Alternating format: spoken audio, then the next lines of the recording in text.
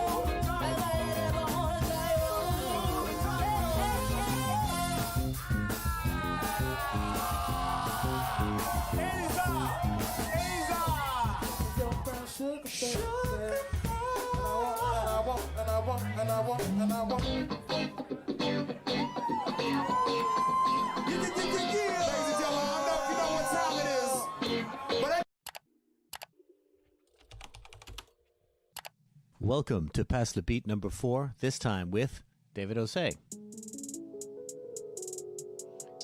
And we've also got Harvey Drums. As usual, add your own flavor to it. Post your video online and tag Urban Science. Use the hashtag #PassTheBeat. Also, we've been putting a list of recommendations on the Google Drive of different software to use, as well as some links to tutorials and all this kind of thing.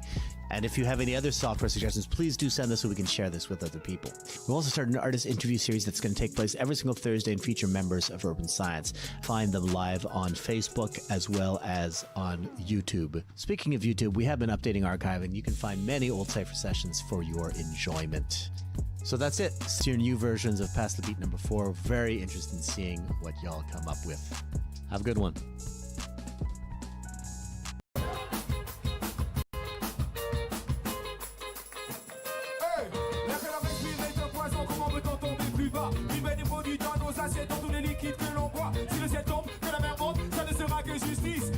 We're fucking doing it.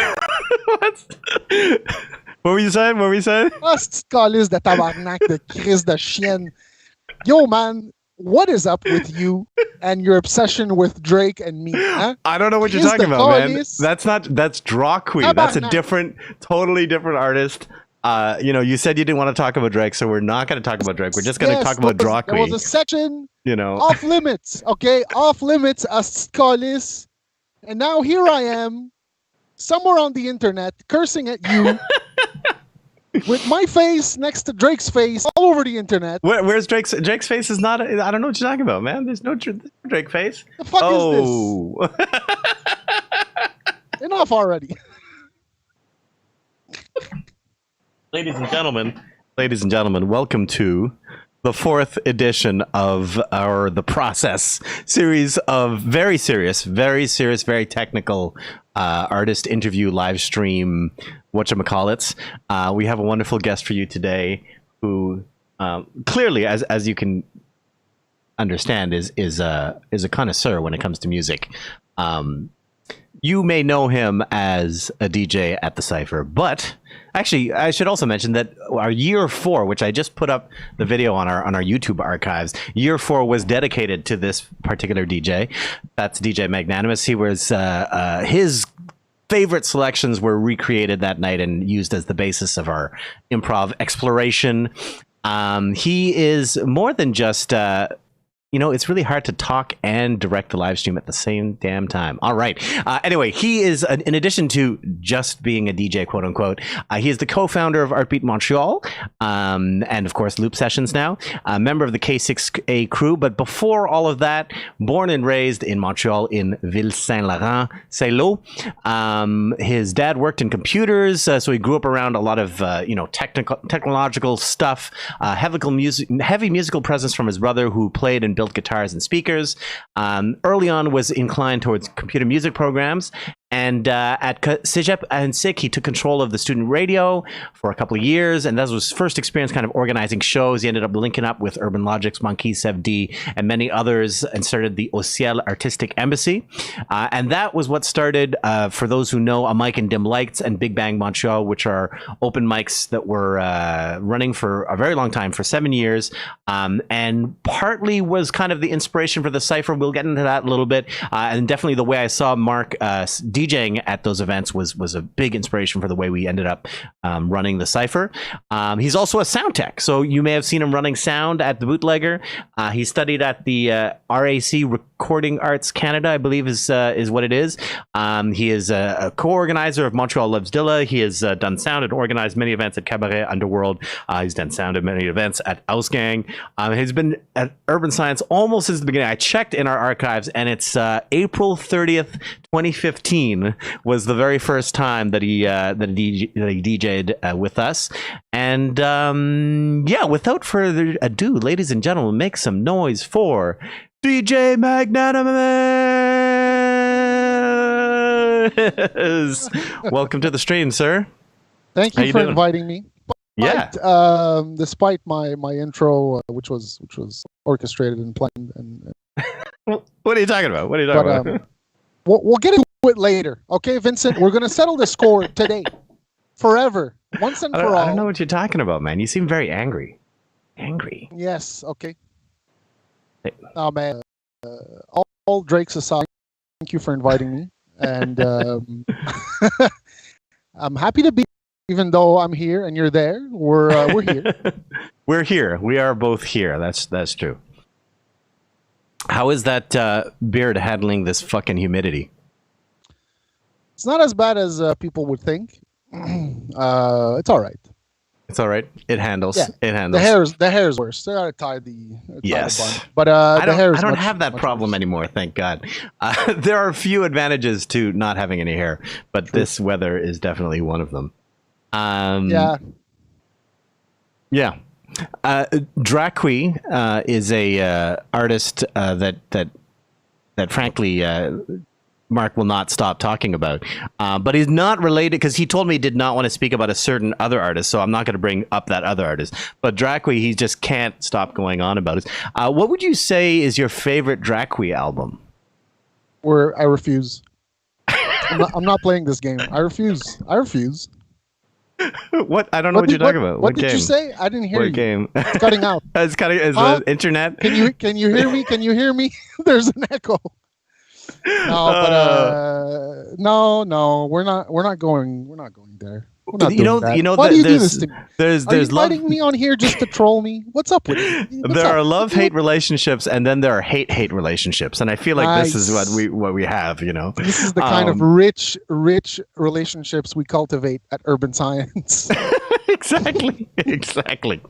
But actually, what I would like to start with maybe is maybe talking a bit about like the early days with Logix and all these guys and Mike and Dim Lights and Big Bang? Like, how did that get started? How did you meet these guys? What was the story behind all that? The story behind all that. Well, like you said a little bit in the beginning, I don't remember exactly the context in which I met Logix, but through mutual friends, we ended up just crossing paths. And I believe first time I met Logix, he was with Monkey, and we just got to talking. And at the time, they were organizing a sort of think tank, not a think tank, but it was every Sunday. It was called Eyes Wide Open Artistic Peace Movement, Eyes Wide Open Discussion. It was like an open discussion, which was like every Sunday at a spot called Pages Cafe. Which okay, was where was that? On Saint-Jacques, right in front of Lionel Gros Metro. And so I got involved with them on like, we obviously connected over hip hop and over just sharing knowledge and whatnot. And I started coming through the Eyes Wide Open discussions, and that evolved into the person who had Pages Cafe was letting go of that space, and then we basically took over that space, and it became OCL. So the Eyes Wide Open event, what kind of event was that? Because this is like the precursor to all of this other stuff. Yes, Eyes Wide Open was, again, it was like an open discussion where every week we would choose a word, one word. Okay. People would come in, and we would basically read the definition out of multiple dictionaries, just to get like cross-referenced. And then it would be like open floor. What do you like? Thoughts, go. And it would evolve into like a discussion, and the word could be anything simple to anything complex from any sort of category of subjects. And it made for very interesting conversations. So it was not performance oriented. It was really like a round table discussion sort of. Exactly. Okay. And so that Eyes Wide Open event was at Pages Cafe. The man who had Pages Cafe was letting go, and he proposed to us like, you guys want the space? We made an arrangement. Ended up getting the space. Did a few adjustments. Monkey painted the interior, the exterior. Nice. Made it ours. Called it OCL, Artistic Embassy, and from there we started doing our own events, which included the continuation of the Eyes Wide Open discussions, but also Mike and Dim Lights, which was at the time every Wednesday, if I'm not mistaken. Thursday. I know we switched back and forth at some point, okay. But weekly, every Thursday, a Mike and Dim Lights, which was an open mic. At the very beginning, we did it. It was all a cappella, acoustic / a cappella, and it was mostly poetry, slam, rap. I was DJing as well during those events, but so that at that point, were you kind of like figuring out the format, or was it already kind of how similar was it to like Mike and Dim Lights format in the early days? You mean to Big Bang? Sorry. Well, either one really, because I don't. Well, you know what? You'll have to educate me, because I know I went to Mike and Dim Lights at one point, and I think I also went to Big Bang, but I didn't see a big difference between the two. So correct me if I'm not correct. If I'm not. That's the thing. I think you went to a Mike and Dim Lights or Big Bang when it was at L'Escalier. Yes, absolutely. Yeah. So by then, we didn't have the spot anymore, OCL, and of course, we had. It was at that point not only a cappella, it was like basically open format. We for a long time didn't like play beats for rappers. It was like, so at that by then, by the time you came around, I think we were in the Big Bang phase, which was logical evolution. I was playing beats, obviously. But playing beats for artists, or some artists would bring in their own beats. Some people would have like an instrument. So it was a bit more than just a cappella, slam, poetry, rap. Right, but I guess what I'm asking is, in the early days, like, did you base it off of anybody's format, or was it like, did you already kind of have the format figured out? Well, basically, I'm not alone in organizing this. Of course. we were a collective, and clearly inspiration comes from a lot of places. But after another night, not necessarily. No, I mean it's open mics have been around for a long time. It's very much a part of the culture in the States to have like the open mic spot for slam, for poetry. But Mark, I have to correct you. I mean, Le Cypher is my creation, and it's uniquely my genius that caused it to exist. That's so I just want to make sure you understand that. But no, I don't honestly off top. I don't know if we necessarily like the format was. We pretty much decided like, okay, we're gonna do it with, and it's also like with the equipment we had in that space. There wasn't like a PA. There was no PA. There was no. So we did it what we had, and what we had was a space. We had like just the basic speakers for playing music. We had a turntable set up. Me and Sev D would play music, but otherwise it was pretty much a cappella. And by the time we got to L'Escalier, there was like a PA and whatever. So we took. But no, it was sign up on the list, call your name up, that whole thing.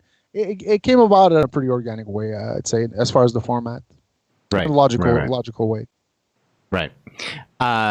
Do you have any like kind of favorite and least favorite moments from running a jam for God knows how many years? Man.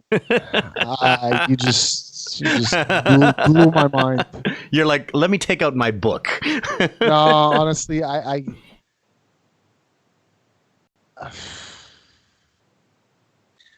can't.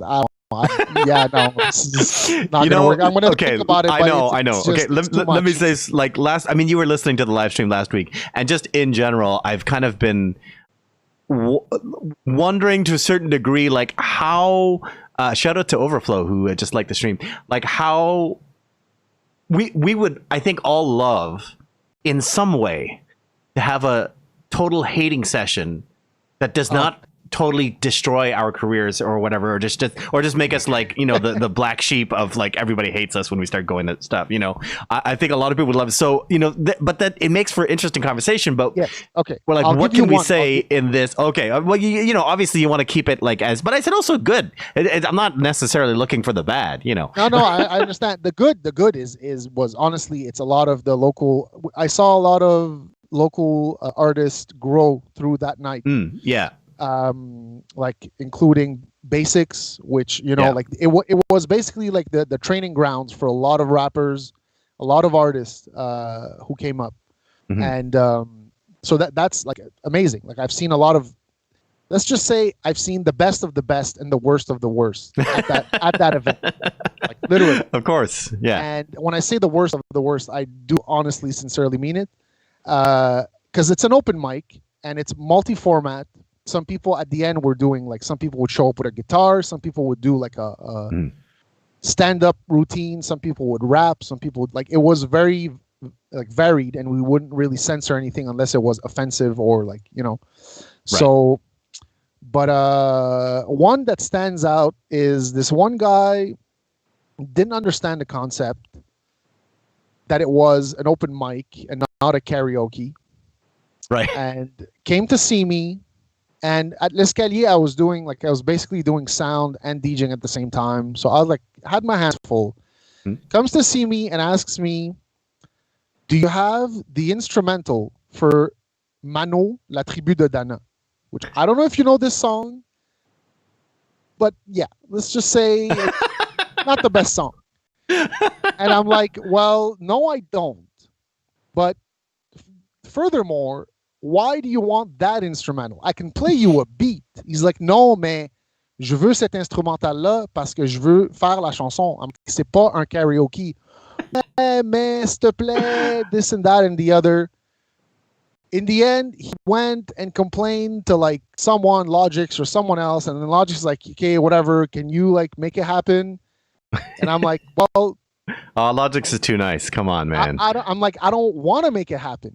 Yeah. In the end, I folded and I made it happen, and it was an absolute cringe moment. And see, now I'm talking about this and another one pops up. Why did you do this to me?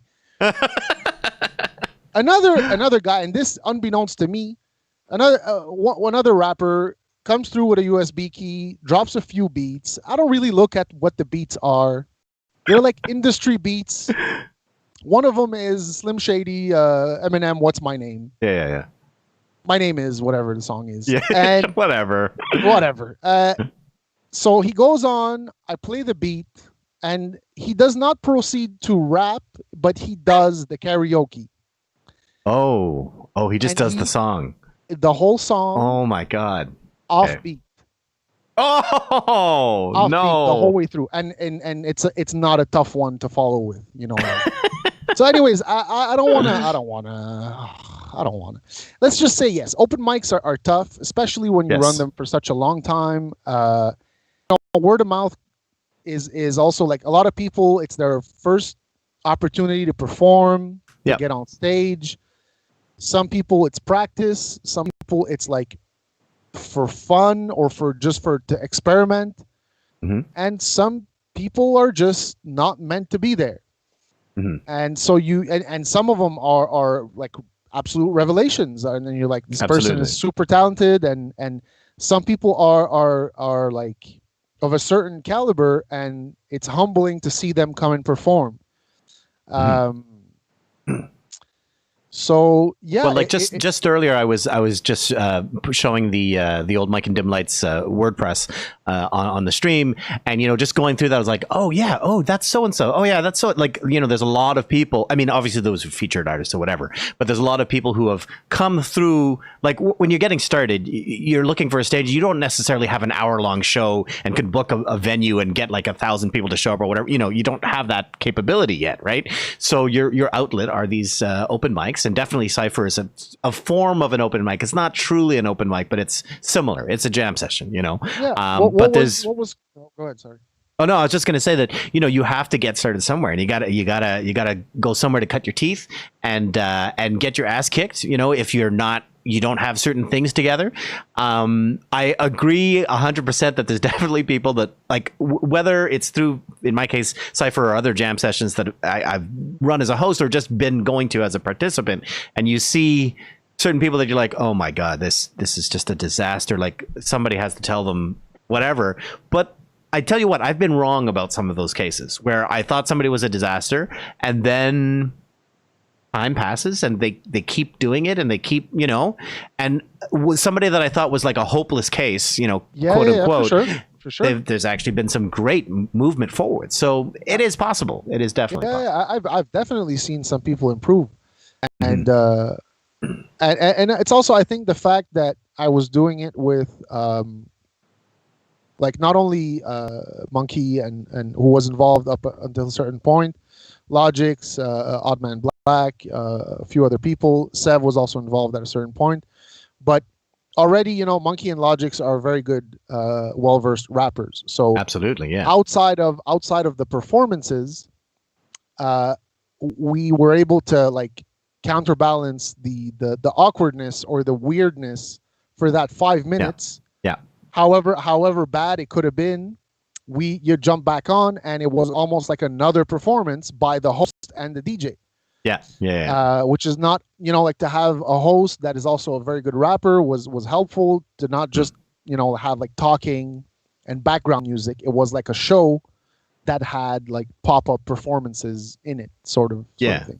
I mean, that's a thing that blew me away. When I went to Mike and Dim Lights that first time at Escalier, I was blown away. Well, there was a number of things I was blown away by, and many of these I stayed in my head, and it's like every jam session that I've been to stayed in my head and was an influence, but definitely Mike and Dim Lights was a big one, in the sense of how well organized and quick, and as a result, how quick the transitions were between each participant in the open mic, right? So, for those who have not been and don't know how it works, you'd have somebody up, they'd get, how much time would they get? Like 5 minutes or 2 minutes or something? 3 to 5 minutes. Yeah. So you get the 3 to 5 minutes, and like if they're like, at their 5 minutes or whatever it is, you would just start playing a track. You're like, time's up, like it's done, and then they would come off stage, and then in the case that the time that I was there, Logix would go up and immediately start animating and immediately start calling up the next person, but also be doing that musically because he is an MC.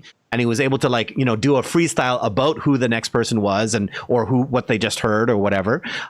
It was really it was like in a certain respect, it was almost like a late night talk show type of tightness. You know what I mean? It's like, hey, tonight we've got so and so, and then the band plays, and then the guest is up, and boom, boom, boom. I was like so impressed that could be done in this type of format. It's nice to hear it, because I'll tell you this, at the time, like after each event, we would do like a quick briefing, and like I would always have like a thing, like my feeling would always be like, yo, we were off point.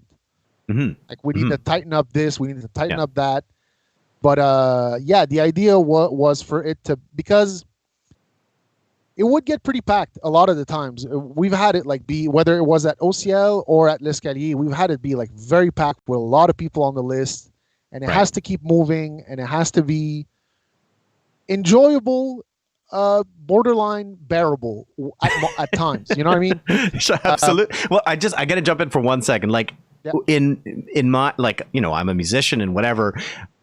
If I go to a bar and I see tonight open mic night, I walk right the fuck out of the bar. I'm like, get me the hell out of here, and so that I went willingly to go check out this open mic, and then was super impressed, So everything you're talking about is why it was good, why, because you're realizing that you have to keep it moving, For anyway, sure. Sorry, I cut you off. And also, no, it's all good.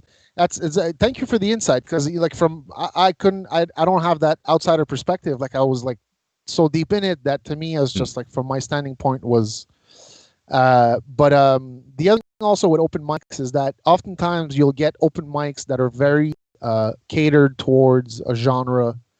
You'll get like a poetry open mic, a slam open mic, and like a sort of rap open mic, and those tend to like cater to a certain crowd, and not, it becomes very quickly a vibe, and what to expect. Whereas we kept it, from the bass crew to like the guests to like the random people who would come in. It was varied. So I think that played a part in it being a bit more interesting. But one thing to mention also is L'Escalier is a pretty special place. Absolutely. Do you mean that? I don't know how you mean that. Exactly. Well, I think you mean it in every sense. In every sense. It is a special place. Yes. A place where I've spent enough time to not have to or want to go back. But shout out to L'Escalier. It's a peculiar. Peculiar is the right word. Sure. Yeah. It's a peculiar place. I tell you what, I love L'Escalier. Like I know we both know what we're talking about here. Yes. I enjoy. I used to play there somewhat frequently, I guess. And we'd go there once in a while for different things. I love the fact that it's just so open, that it's like anybody who wants to do anything, and that's the joy and the curse of that place. No, it's interesting. It definitely allowed for that openness. After that, that specific street corner has its own issues, and that definitely trickles down into L'Escalier. But absolutely, that's pretty much the story of Mike and Them Lights and Big Bang. It just to give a context to people. I don't know if you mentioned it, but we did start like the Eyes Wide was like 07, 08, and then we started like Mike and Them Lights OCL in like 08, 09, and then went on to do like Mike and Them Lights / Big Bang for about like 7 years. Right. So what was the reason for the name? Was there a concept that was changed between Mike and Dim Lights and Big Bang Montreal, or was it a branding thing for some reason? It was a branding thing. Again, this is like team collective decisions, but it was a branding thing because at a certain moment those were two different events. We were doing an open mic on the Wednesday and an open mic on the Thursday. Okay. And Okay, we so you ended were up- running them simultaneously at some point. Yeah, in different locations. Wow. Okay, that's crazy. That's like 2 ciphers. I don't know how you guys. Anyway, Well, that's impressive. It's less gear. It's less gear and less instruments and less stuff. But, Sure. Shout out! But you also got to bring your gear to 2 different wires and L'Escalier's mic stand and L'Escalier's console and L'Escalier's speakers. I Like gotta. anyways, doing Go for it, sound go for it. and DJing at the same time. Oh, you were for doing something sound like that too. Oh my god. Yeah. Okay. Yeah. at an open mic. So it was Yeah. Oh my god. definitely Okay. it was boot camp. It was boot Yeah. camp for all of us, Sure. and it was boot camp for a lot of the artists, and it made a lot of people grow. Definitely. Absolutely. You know, just speaking on the technical side a little bit, like that's a venue that, I mean, it does not misrepresent what it is at all in terms of a venue or anything like that. But I also like the fact that they've really reinvested into it. Like from the early days that I was, from the early days that I was there, like they didn't have. I'm sure it was the same with you. They didn't have the separate booth the way it is now. Like. Or I don't even know about now, but you know, like there was just a console next to the stage back then, you know, and it was just like a couple of speakers. And when we started, it was like that. Yeah, you know, and it's like, but they reinvested and they, you know, bought more equipment and set it up better. And when they set it up better, definitely. it was like clearly set up by a sound guy because it made sense, you know.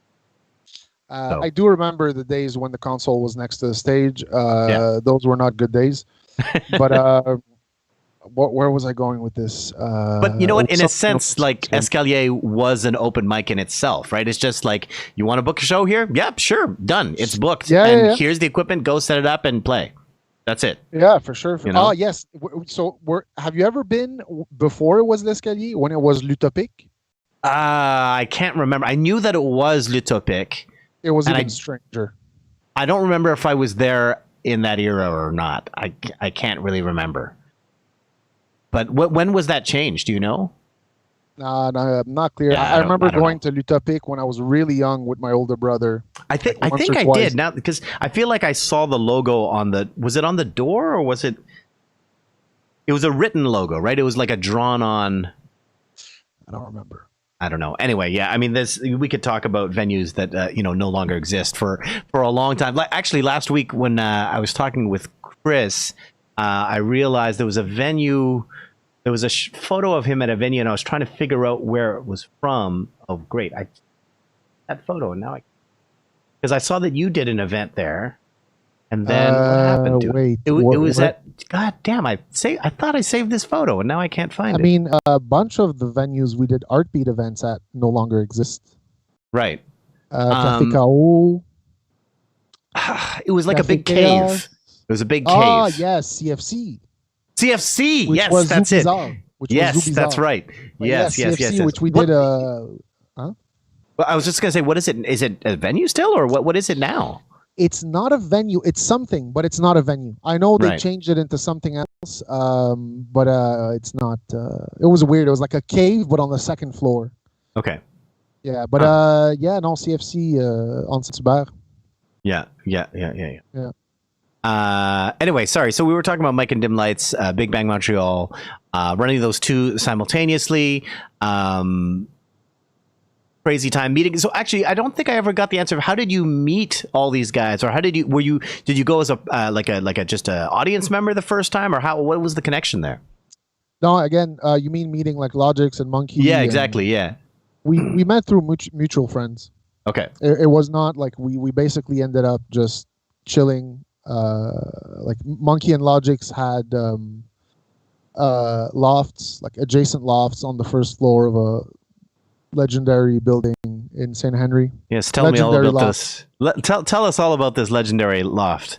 This where the birth of Montreal, or not the birth of, but you know, one of the cutting floors, you know, like kind of, yeah, you know.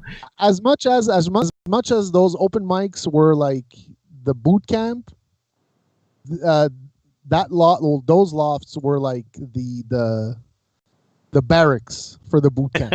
They Sure, were the dungeon, the barracks for the boot camp is a good analogy. I like that. Yeah, I like that. It was like / the studio, the spot, the chilling spot, and it was like the first floor, and they just two lofts, but it's like that building's street goes up, so the first floor becomes like a basement, really. And people who know people who were there.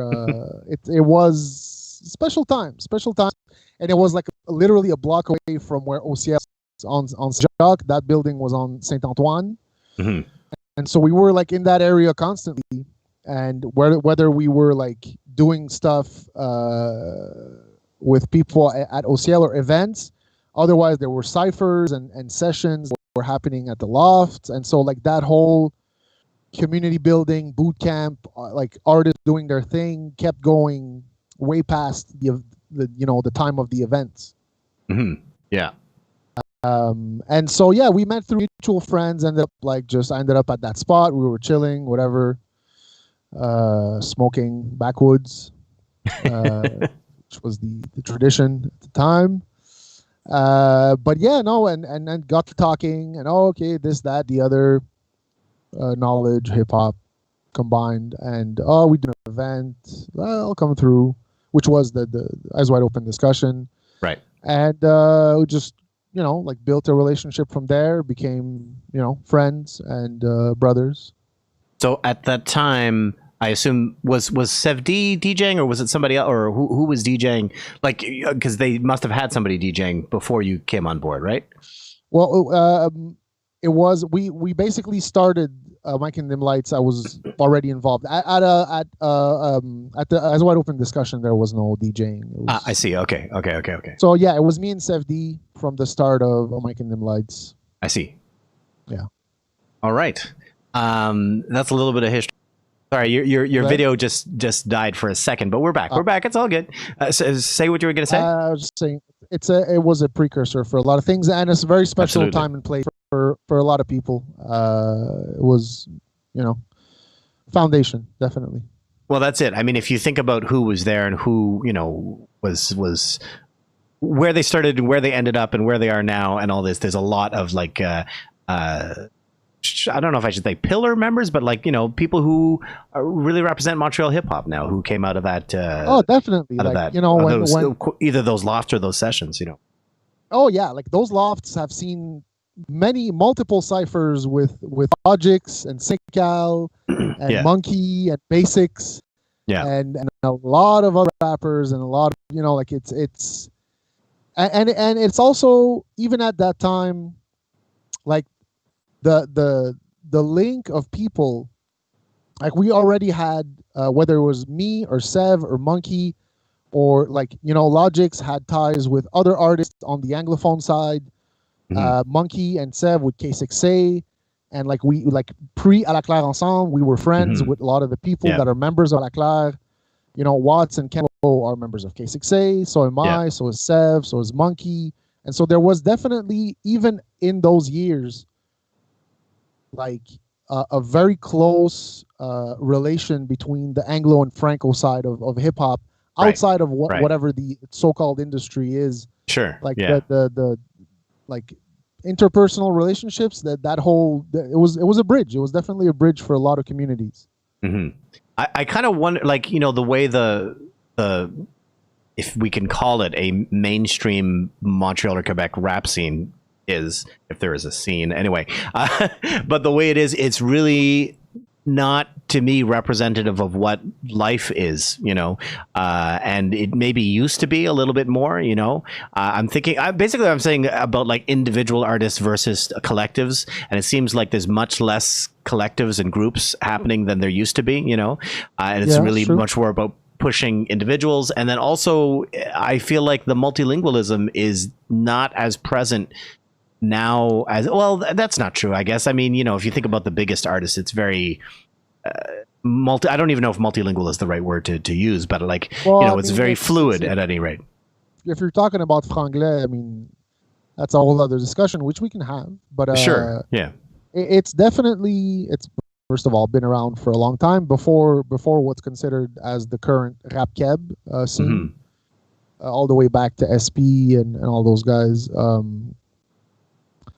But definitely, I guess what I'm saying is, like, if you look at some of the groups and some of the artists from the past, it's very much so like somebody will do a verse in French. Next person will do a verse in another language. It was really very much like that. And if you look at the mainstream rap now, it's like you have English rap groups and you have French rap groups or artists or whatever. And it doesn't seem like there's as much of this happening anymore, which I'm not sure why. I have my theories or whatever, but I'm not sure why. Well, it depends. On an underground level, there could be many reasons. On a more industry, quote unquote, commercial level, you know what it is. Like the quotas are very hard on, whether it's La Disque or whatever it is, very hard on artists, even francophone groups that incorporate too many anglophone words. Well, yeah. So that's kind of what I was leading towards. I didn't want to like get you to say it, but that's what it is. That's what it is. It's just like the industry here is way too tight on language to the point where it's hurting the francophone artists. Right. Like what you're saying is, just for context, for those who maybe are not aware, like there are certain, there was a famous case in the case of Dead Obies, but just in general, there are many funding possibilities that, for example, there are funding possibilities for promoting the French language that, a Francophone artist would be like, hey, I got to jump on this, I got to get this thing. And then because their songs contain too many English words, they're no longer eligible, even though they're clearly a Francophone artist. It's like, what the fuck? And I understand the whole preservation of the French language and all that, but it's so hindering culturally, and like as far as music, it's like it doesn't make any sense to put des bâtons dans les roues des artistes francophones. Absolument. Qui rappent en français avec des mots en anglais quand la culture au complet ici est basée sur un mix de français et d'anglais. Voilà. Yeah. So, like, I don't know. And again, c'est peut-être un truc de Montréal. Peut-être qu'en dehors de Montréal, c'est plus comme clair et net que français c'est français, anglais c'est anglais. But like Montréal is pretty much like, I don't know. That's it. So, in any case, that's I don't know if we want to get into it more than that, but it's true that some artists who are working on projects on labels will, be a bit more mindful to be able to fit in the quotas, because what choice do they have? They want to play the game. You want to play the game, you got to play by the rules. You don't play by the rules, well, you're out the game. Yeah. Well, it's funding. Like I'm not a big grant guy, but I don't think that it's bad to go after grants or anything like that. And the way I've always said it is like, if I don't go and get that grant, well, somebody else gets that money. It's as simple as that. So it's like, if that there's money available for, I don't know, production of a video or whatever, and that, I just have to change this one thing to be eligible for it, well, you're probably going to change that one thing. It's fucked up that we have to think that way as artists, but it is something that happens. Well, it's fucked up, especially when it comes to like counting words. Oh yeah. Oh god. When then you're talking about artistry and like, lyricism or lyrics and like chanson and like come on, you anyways. And it's like the industry here is very quick to embrace an artist when it's in their favor. And when there's a little thing that doesn't fit with the program, it's like, non, on tape les doigts, no. Yeah. I mean, and again, like, that's a whole other story, is like the fact that now we're seeing hip-hop taking its place in the local l'industrie au Québec, which hip-hop was not embraced for a very, very long time. And it still, in some ways, is not. And like in many ways, let's just in many ways, let's just leave it at that without getting into any more details than that. I feel like every single topic where you say let's leave it at that, you have like a 40-minute tirade that you could get into on each one. Yes. I just hey, feel free, man. Feel free. That's the purpose of this. I actually, you know what? I'm gonna shout out for a second. We got Sugarbuck9 who's been commenting on the YouTube. Shout out Sugarbuck. I don't see the comments. I don't see anything right now, but shout out to everyone who was tuning in. Yes, shout out. Thank you for tuning in. And he did mention something which can be like our transition to another subject of conversation. He said, "On veut le retour de Heartbeat." So what is up with, or actually, first of all, tell people what Heartbeat is, and then tell us what's coming next. I mean, obviously everything's on hold right now because of fucking Sugarbuck disaster. Sugarbuck a dit ça. Le retour de Heartbeat. Heartbeat est jamais parti. Heartbeat est là. Yeah. Heartbeat est là. Ben, peut-être il parle de much love. confinement. Peut-être il parle dans le sens de confinement. Il n'y a rien qui se passe et I don't know. No, Yeah. but we clearly Heartbeat has had different levels of activity throughout the years. Sure, there's that too. Yeah. Shout out to Sugarbuck for bringing up Heartbeat. You know, and shout out to the whole MUP Festival crew, Get Down Legacy crew. You know who you are. So Heartbeat Montreal. To tie it in to the saga, which it is very much tied in 2011, me and Sev were basically, we were like brainstorming on different things, and I was at that point more involved. I was for the longest time towards the end handling the open mics. Mm-hmm. The DJing and the doing sound and whatever. So I was very involved in the open mics, and the focus had, or even in the events that we were doing, the focus was vocalist, very much on you know, at some point we had so many around us, including Sevdi, including people from K6A, like Jam, like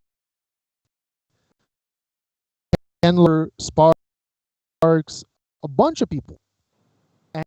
And at some point, you know, like I had a feeling where I'm like, I want to make, you know, I want to organize an event. I want to make something happen for the beat makers. There's too much talent around us. Mm-hmm. And we're doing these open mics every week. And giving so much space for vocalists, why don't we just do the same thing with beat makers? Mm-hmm. And so I pitched it to Sev. We sat down, we brainstormed.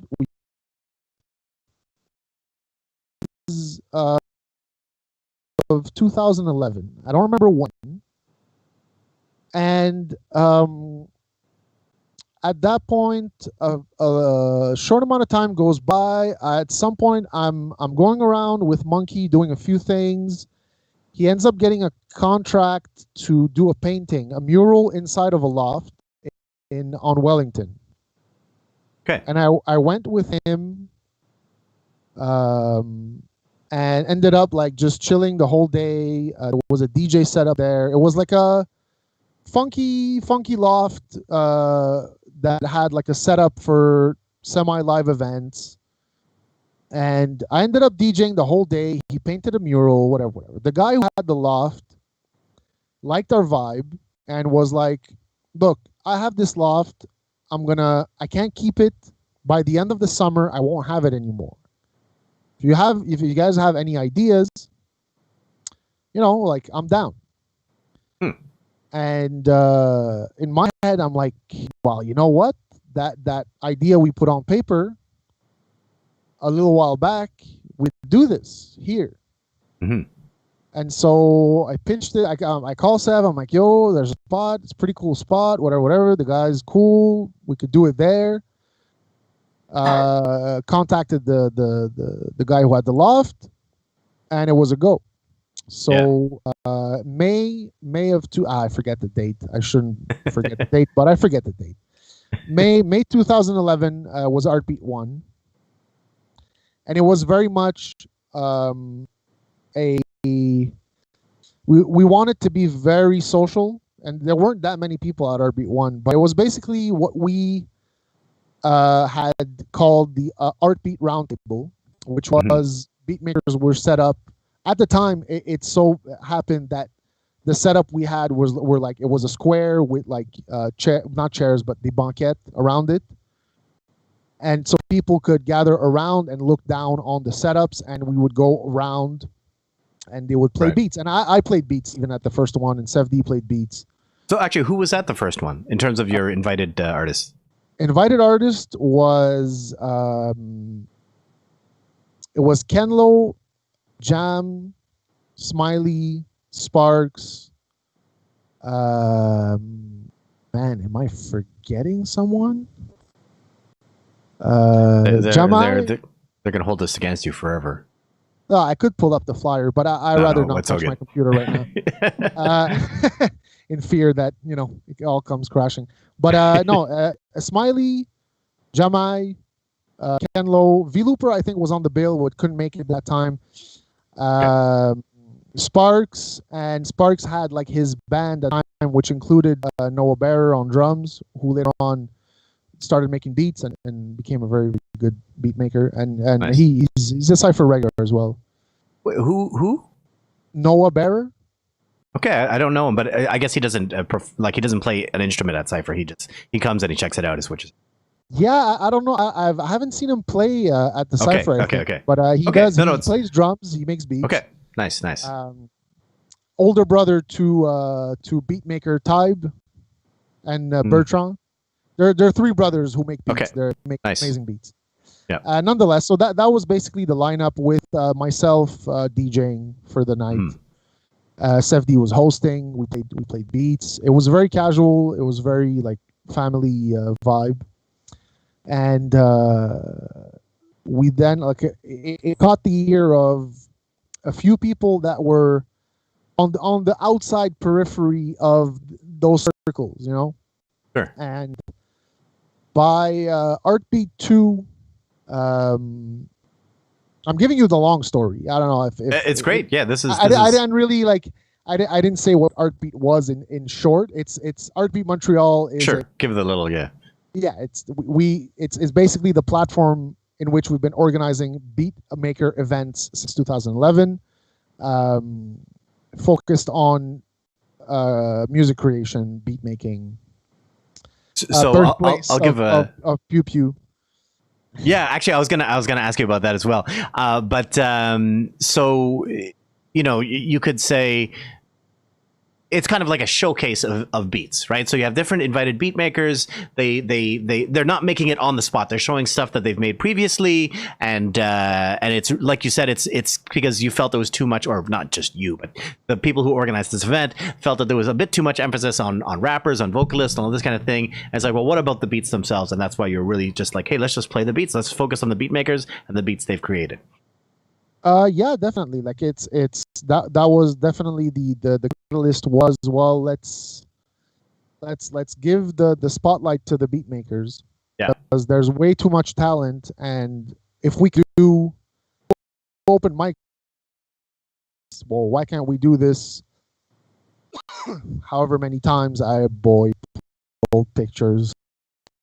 Yeah, it's Vincent, why? Why do you want to fight me so bad? If it wasn't speaking COVID of right pew now, pew, speaking of pew pew, yeah. This well, is an why did you this is break an unretouched. This is unretouched photo. Why did you break? Sorry. Do not believe. This is all true. This is all true. 100%. Okay. 100%. He is employed by the Viacom and the borderline. Oh man, Skynet. I wish I was employed by Viacom. Holy shit, do I ever wish I had some goddamn money coming in right now. Skynet. Okay, Vincent Stephen-Ong is part of Skynet. Oh man, look, I am running on a Pentium chip. It's true, with special AI software. What was it? What was that quote? I don't know. I don't know. But whatever. To go back to the yes, Artbeat sorry. Basically, Artbeat 1, Artbeat 2. We had a similar lineup with V-Looper, and what ended up happening was Lexus from Music Is My Sanctuary had an event the same day, and it wasn't necessarily like, it's not like at a time where we were necessarily pushing it a lot. It was still in like the initial phase. It ended up happening that he had an event the same day. Okay. And he had Shashu and DiBiase from LA booked at his event. Okay, Shashu nice. From Montreal. Yeah. Obviously. And what ended up happening is that for some reason, the venue flaked on him. Oh, shit. So last minute, we combined events. Okay. And basically that really brought in more people, but also like a combination of our crowds and the artists that were all together there, and the just the vibe. Like, yeah, Artbeat 2 is definitely the turning point. That's the name of the movie right there. Artbeat 2. Yeah, no, Artbeat 2 is for honestly, and not to sound cheesy, like all people that were there know, but it is one of those. It's like people that were there know what time it is. Like that event changed pretty much the rest of the history of Artbeat and what we could call the Montreal beat scene. Yeah. Well, I mean, so when did Artbeat begin? What year was that? May 2011. 2000. So yeah, 9 years now. You know what I mean? And it's gone, because that's the thing. Like I think sometimes people don't realize, when you started Artbeat, you didn't know if there was going to be more than one. You know what I mean? Like whenever somebody starts this, Sure. There's usually a certain point at which you're like, okay, this has legs. This is cool. This is something. And for you, that was the second one. It was the second one, definitely, and from there we kept doing. We had it about monthly, and there were like people that were around us that, whether it was like K6A people, Us2One who was around, Markings who was around, who I don't remember starting at which edition, but Markings basically became part of the team, starting I don't know when, but. Like we expanded the team. Markings, Us2One helped later on also a little bit, but it was basically myself, Sevdi, and Markings since like I think Artbeat 5 or 6, and then like we started doing after Artbeat, I believe 4, which was the first time that Keitra performed beats publicly. Right. Ever, not at Artbeat, just ever. Performed to beat publicly, which was at CFC. Oh, nice. Okay, a way too packed CFC. Right, I'm sure. But we then started. So like we had the main series Artbeat 1, 2, 3, 4, 5, 6, 7, which simultaneously we had another series which would create Artbeat Revelation, which was for more up and comers or less known, and we those. That picture you're showing right now was at FICAO, and that is an Artbeat Revelation. Right. At the time, Keitra and a bunch of people that people know, Dr. Mad, High Classified, JUD, man, the list is so long. I can't name everyone, but at the time, all these cats were part of a crew called Alaise. Yes, Alaise. Musoni, big shout out to Musoni, who was a major link between the communities as well. But High Classified, Musoni, man, the names, there's so many. Yeah. Alaise was a humongous crew and super talented. Some beat makers, some rappers. Yeah. And very energetic. Very talented, and definitely held the Artbeat banner high. So we did like some off events where it was like we did Alaise Invasion 1 and Alaise Invasion 2, which were like our Alaise events, and then the Revelations, and we did like outside of that we had done like Electronic and Igloo Fest and a bunch of other like festival bookings and stuff. And we actually did one.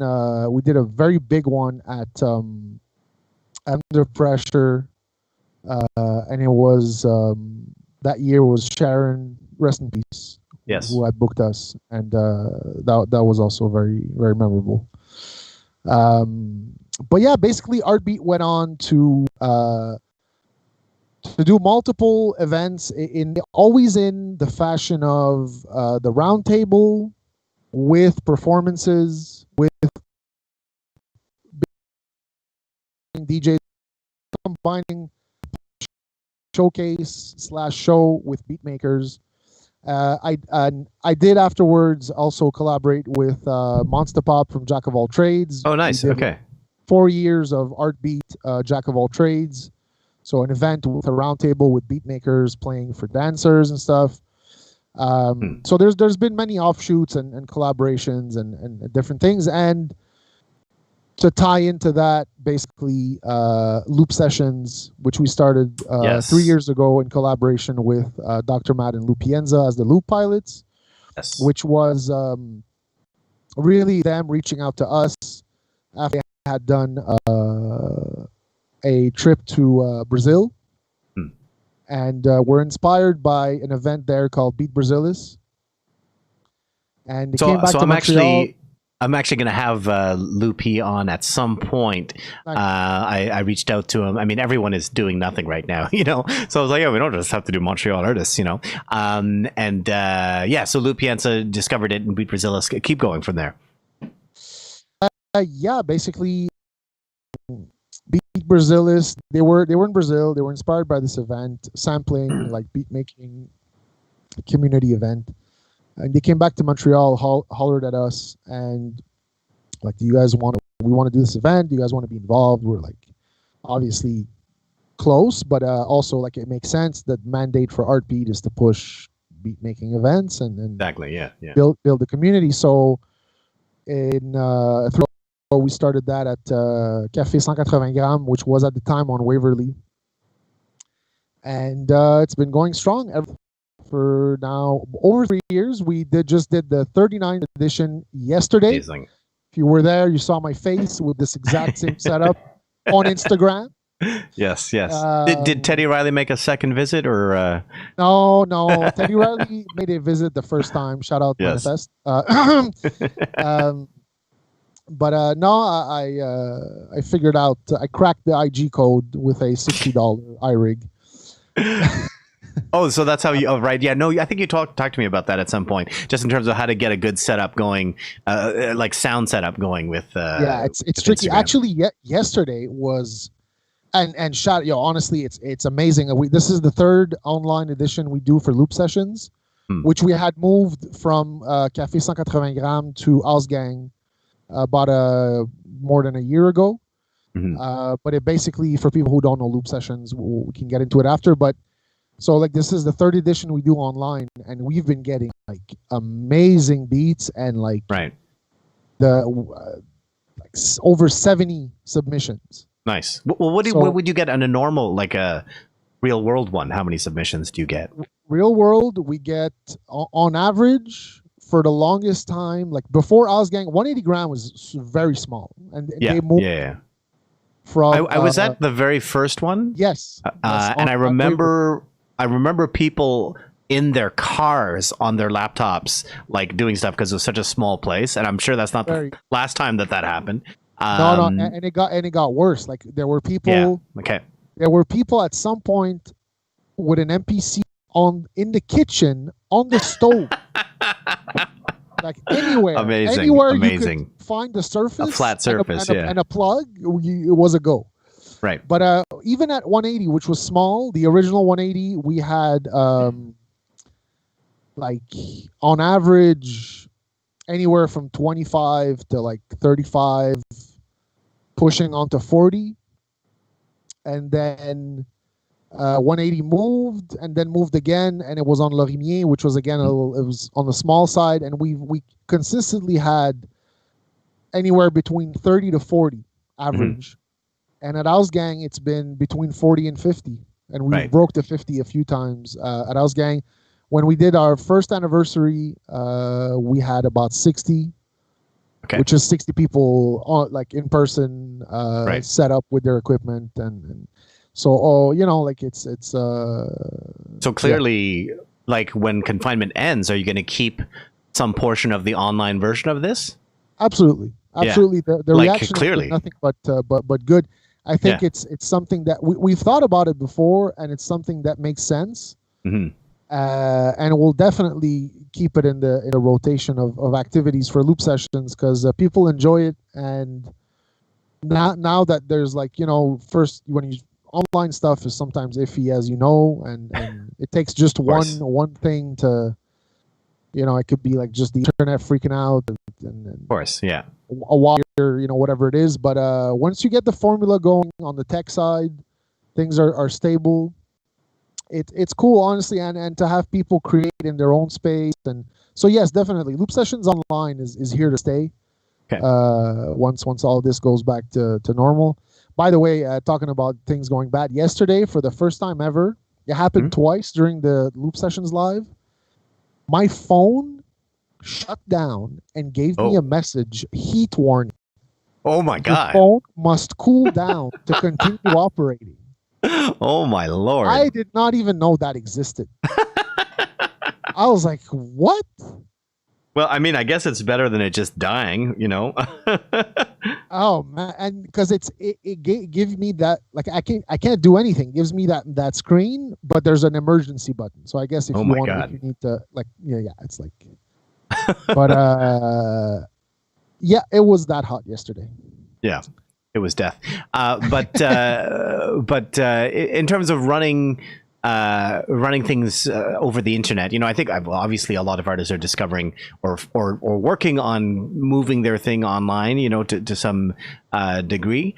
And you know, with Urban Science, we've been doing this Pass the Beat thing, and it's been great. Like, I mean, the very first one brought out like a lot of people. There's definitely been a drop off in participation since the very first one, but it's great because of the number of people that I'm not sure have ever been to Cypher.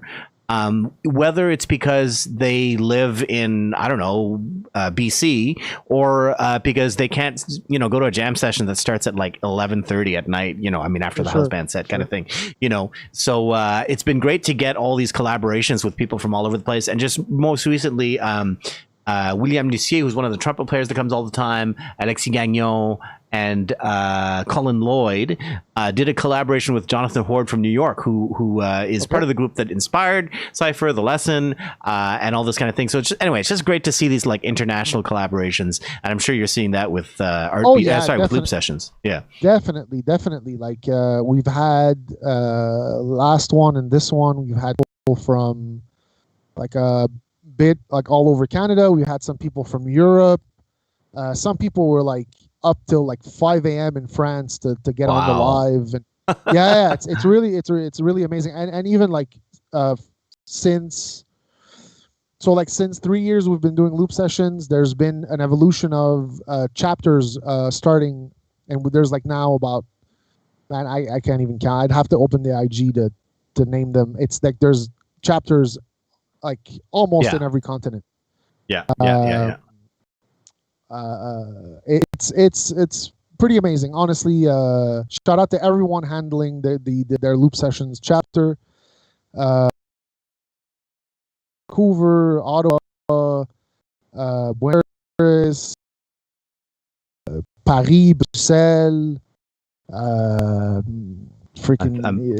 Australia, man. Like, the people, we get messages. Yeah, we at some point we were getting like inboxes on the regular, like, yo, I want to start a loop sessions in my city. Right. And oftentimes it's there you go. Oftentimes it was a lot of these places were based on people who we had direct relations with. Hey boy, here we go. that one in the middle, amazing. That face, whatever that. Yo, what's? So yeah, I mean the chapters was an organic growth. People went wanted to bring it with them, or inspired, you know, from afar. So it's loop sessions is definitely an expansion of the art beat world, as far as promoting beat making in a context that is not so much, you know, a party, a show, nightlife. Right. You're very much more community building and doing like an exercise and beat camp. Absolutely. Beat boot camp. That's a way to think of it. I just realized there was tons of people joining on Facebook that I really wasn't able to see, but I just want to do a quick little shout out. I mean, there's so many people to shout out to, but I'll mention Dr. Mad. Shout out to Dr. Mad, as well as to, let's see, who was MC June was on the stream for a little bit. He was like, oh, ciel! I guess he remembers the old days. But yeah, so Artbeat, from Artbeat to Loop Sessions, it all makes like total total sense as a transition. So kind of related to the beat making thing a little bit. Can you talk to me? And I won't put that doctored photo up again. But can you talk to me a little bit about Pew Pew, like what that is? Who are the artists, and like what? Tell me a little bit about Pew Pew. Well, just to make it clear, Pew Pew was birthed by a comment that V-Looper from À la Claire Ensemble made at Artbeat 2, the infamous Artbeat 2. So we were basically passing around, telling people, introduce yourself. And V-Looper was just like, whatever, V-Looper, on fait de la musique de Pew Pew, check us out on SoundCloud, whatever, Pew Music. Right. Which was just a way that I guess him and Ken Lo referred to, like, just experimental beats, just beats, like with weird sounds, laser sound, whatever you want it to be. Really was, it's a Pew Pew là. Mm-hmm. Des beats avec des bruits bizarres, and it was basically just that. Said in the event, we took that footage and we had done a little promo reel for Artbeat 3, which we incorporated that in the promo reel for Artbeat 3.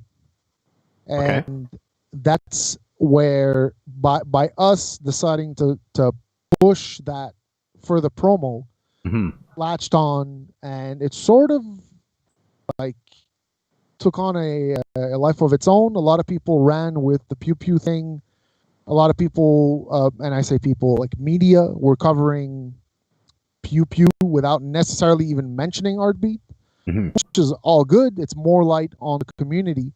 But it's, a lot of people are like, man, c'est quoi le Pew Pew? C'est quoi si ça? It's like, man, it's not a genre. It's not like a very fixed genre. It's more so just a way to call beats, just to say it's beat music, experimental beat music. It doesn't refer to a specific type of beat or specific types of sounds. It's really just like beat music. Pretty much. It was a slang. It was a slang that V-Loop dropped at Artbeat 2, and it stuck.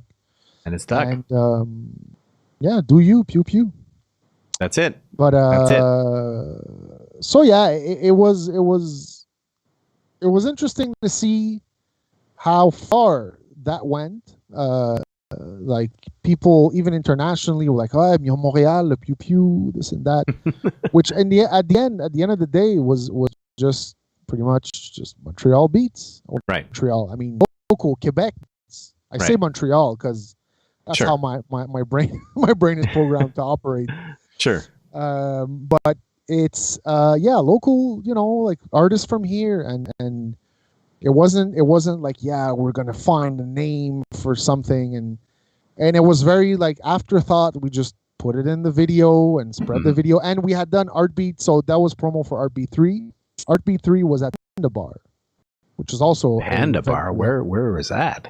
Panda Bar was on Saint Denis, just north of Ontario, on the same side of the street as Café K.O., right on the like just there's like an alleyway between Café K.O. and the next building. Well, Panda Bar was in the basement of that. Like the McDonald's, where the McDonald's is? No, that's further down. That's further down. Sorry. Yeah, that's south of Ontario. Just north in the hill. Okay, all right. Just north of Ontario on the east side. Yeah. It was like a basement. I don't remember what it was before Panda Bar, but I do know, like, according to what Sev was telling me, Scott C had a night there called Turf Builder. Which, shout out to Scott C. Turf Builder was also a night where beat makers would show up and hand him his productions, and he would play, like, basically showcase productions. And Sev would participate to that as well. So, and we had booked Scott C to DJ at Artbeat 3, which was in the same space where he once held, Turf Builder and right. And so, and Artbeat 3 was like the first time that High Classified had performed. Wow. And there was like Vince from Dead OBs was still like making boom bap beats on an MPC. Amazing. And yeah, good times. Yeah. And so we integrated. We took like we had found like an internet picture of a panda with like 2 guns, and then we put pew pew, and it was the pew pew panda at Panda Bar, whatever. We just like went in with the pew pew thing, and it's just caught on, and not to make it longer than it needs to be. But I hope that answers the question. Sure. Yeah. I'm also going to make a little shout out to Franco Proietti, who just joined the stream. You may get a question from Franco, a very specific question. We'll see if we get that. I don't want to steal his thunder if he is planning on asking the question. So yes, to go back to loop sessions. Yes.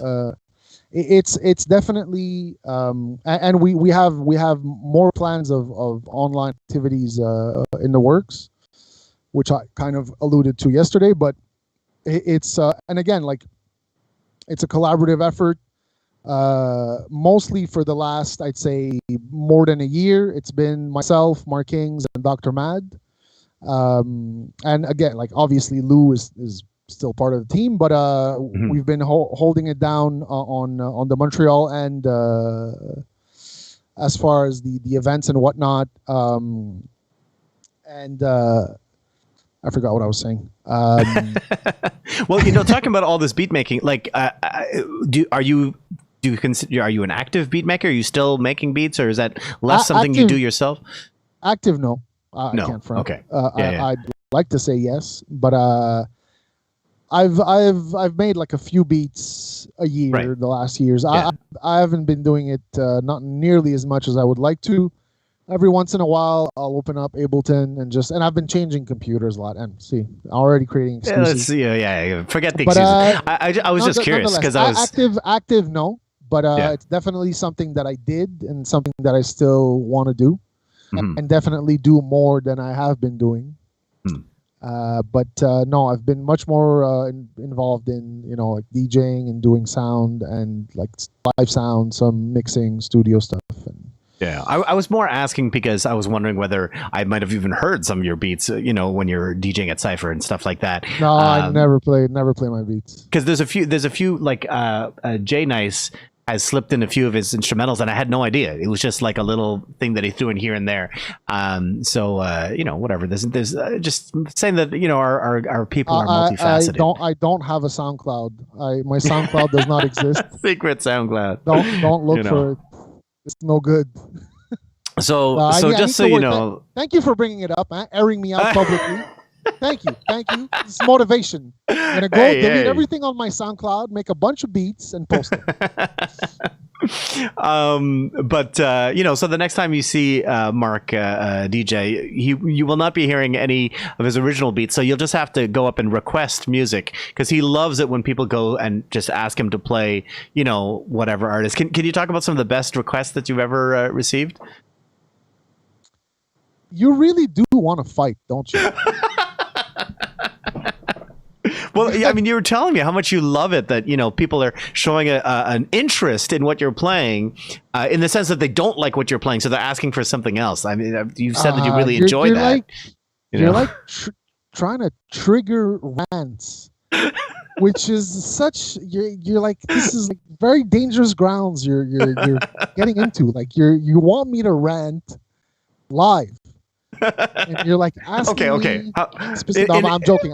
This is all for entertainment. Honestly, I'm being an idiot. But requests, man, what a chamber. Look, I've had the classics, which is like, tu peux-tu jouer de quoi pour? On veut danser. Tu peux-tu jouer de quoi de dansant?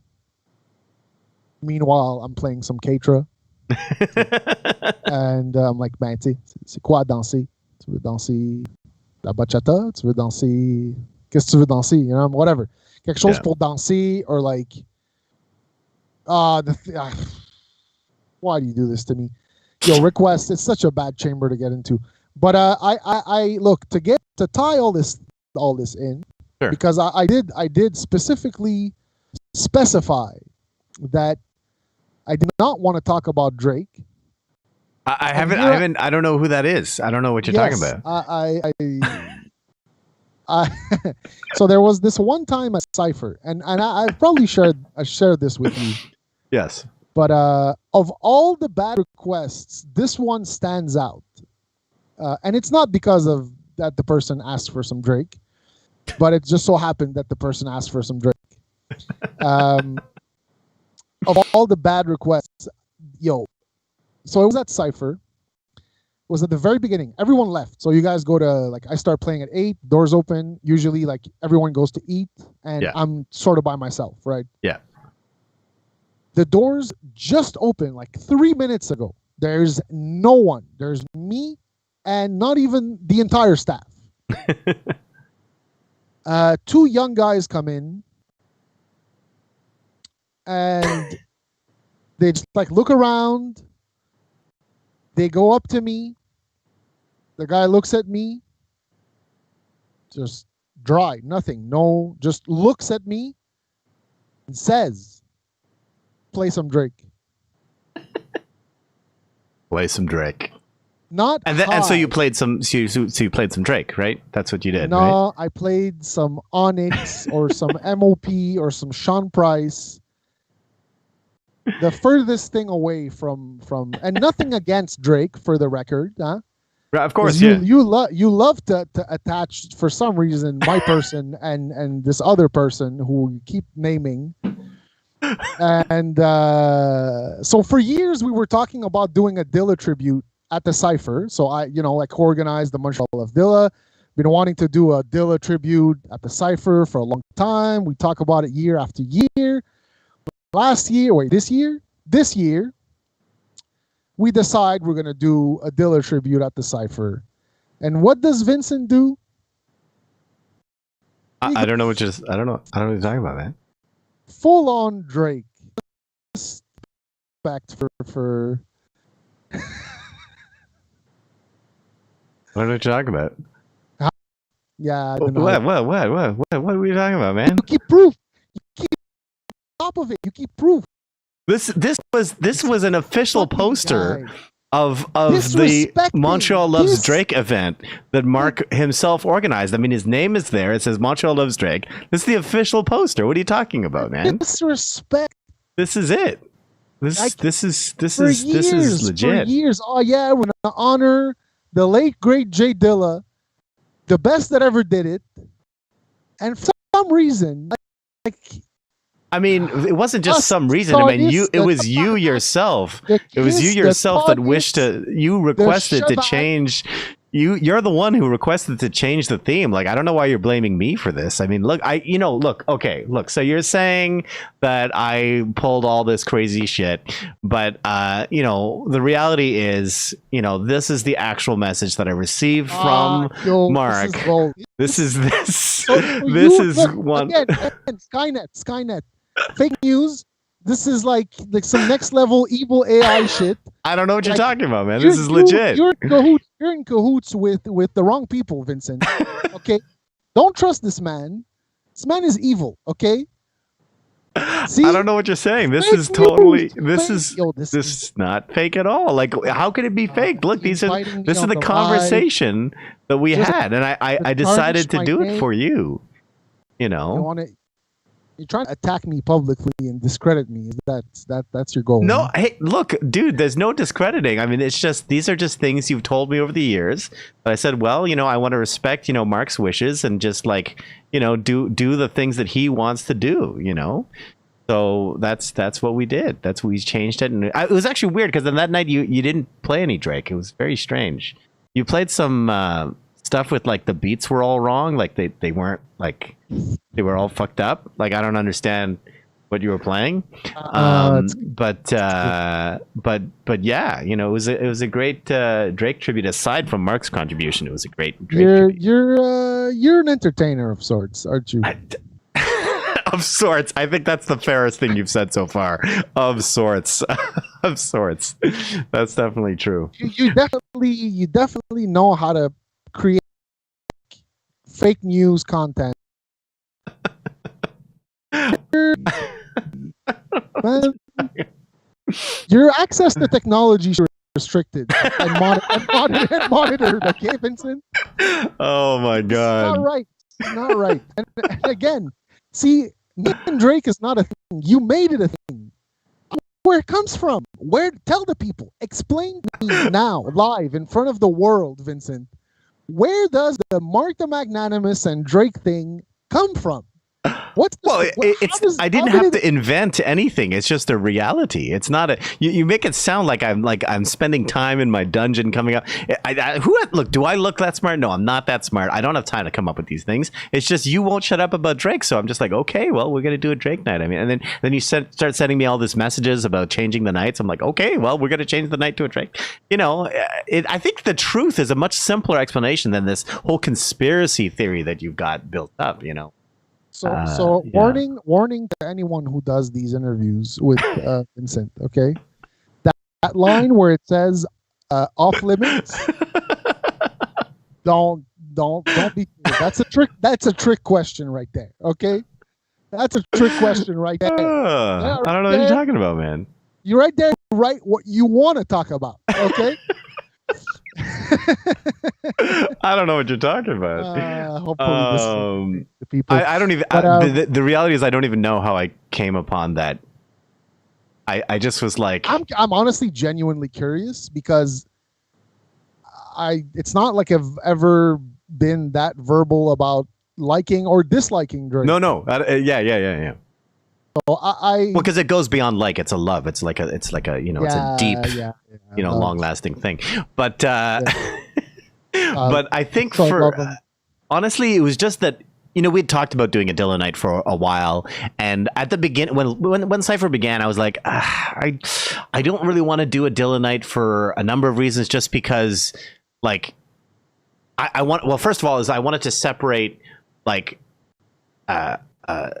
not have people think that it's yet another, live band that does jazzy hip hop and loves Dilla. I mean, of course we love Dilla, but like, I didn't want it to be yet another one of those. It's kind of like, the lo-fi hip hop to study tour or whatever. It's like, I don't dislike that, but it's become this crazy like stereotype, right? But you know what I'm saying, right? How dare you compare that? No. I'm not comparing in terms of style, but I'm just saying, how it's like you could legitimately like that style of music, right? You could legitimately say, hey, I like lo-fi hip hop. I love that shit. But it's almost like you can't even say that now. You're like, oh, come on, man. You don't like that fucking, that anime girl studying. Like, it's become this joke. How does that have anything to do with? Well, I was just feeling that like that was why I didn't want to do a Dilla night, because I was like, it's almost too stereotypical of us to do that at the beginning. I was like, I don't want to do it. Kind of feel you. It was also because, at the beginning of Cypher, I really wanted to distinguish myself from Community, and I knew that Community had done a Dilla night at Jazz Fest, like, because I actually booked that gig, the Community Jazz Fest gig, and it was like 2 years before, and then they had done the Dilla night like the year before or something like that. I was like, well, I don't want to be doing another Dilla night and then be like, oh, it's a live band Dilla, and then confusion and whatever, right?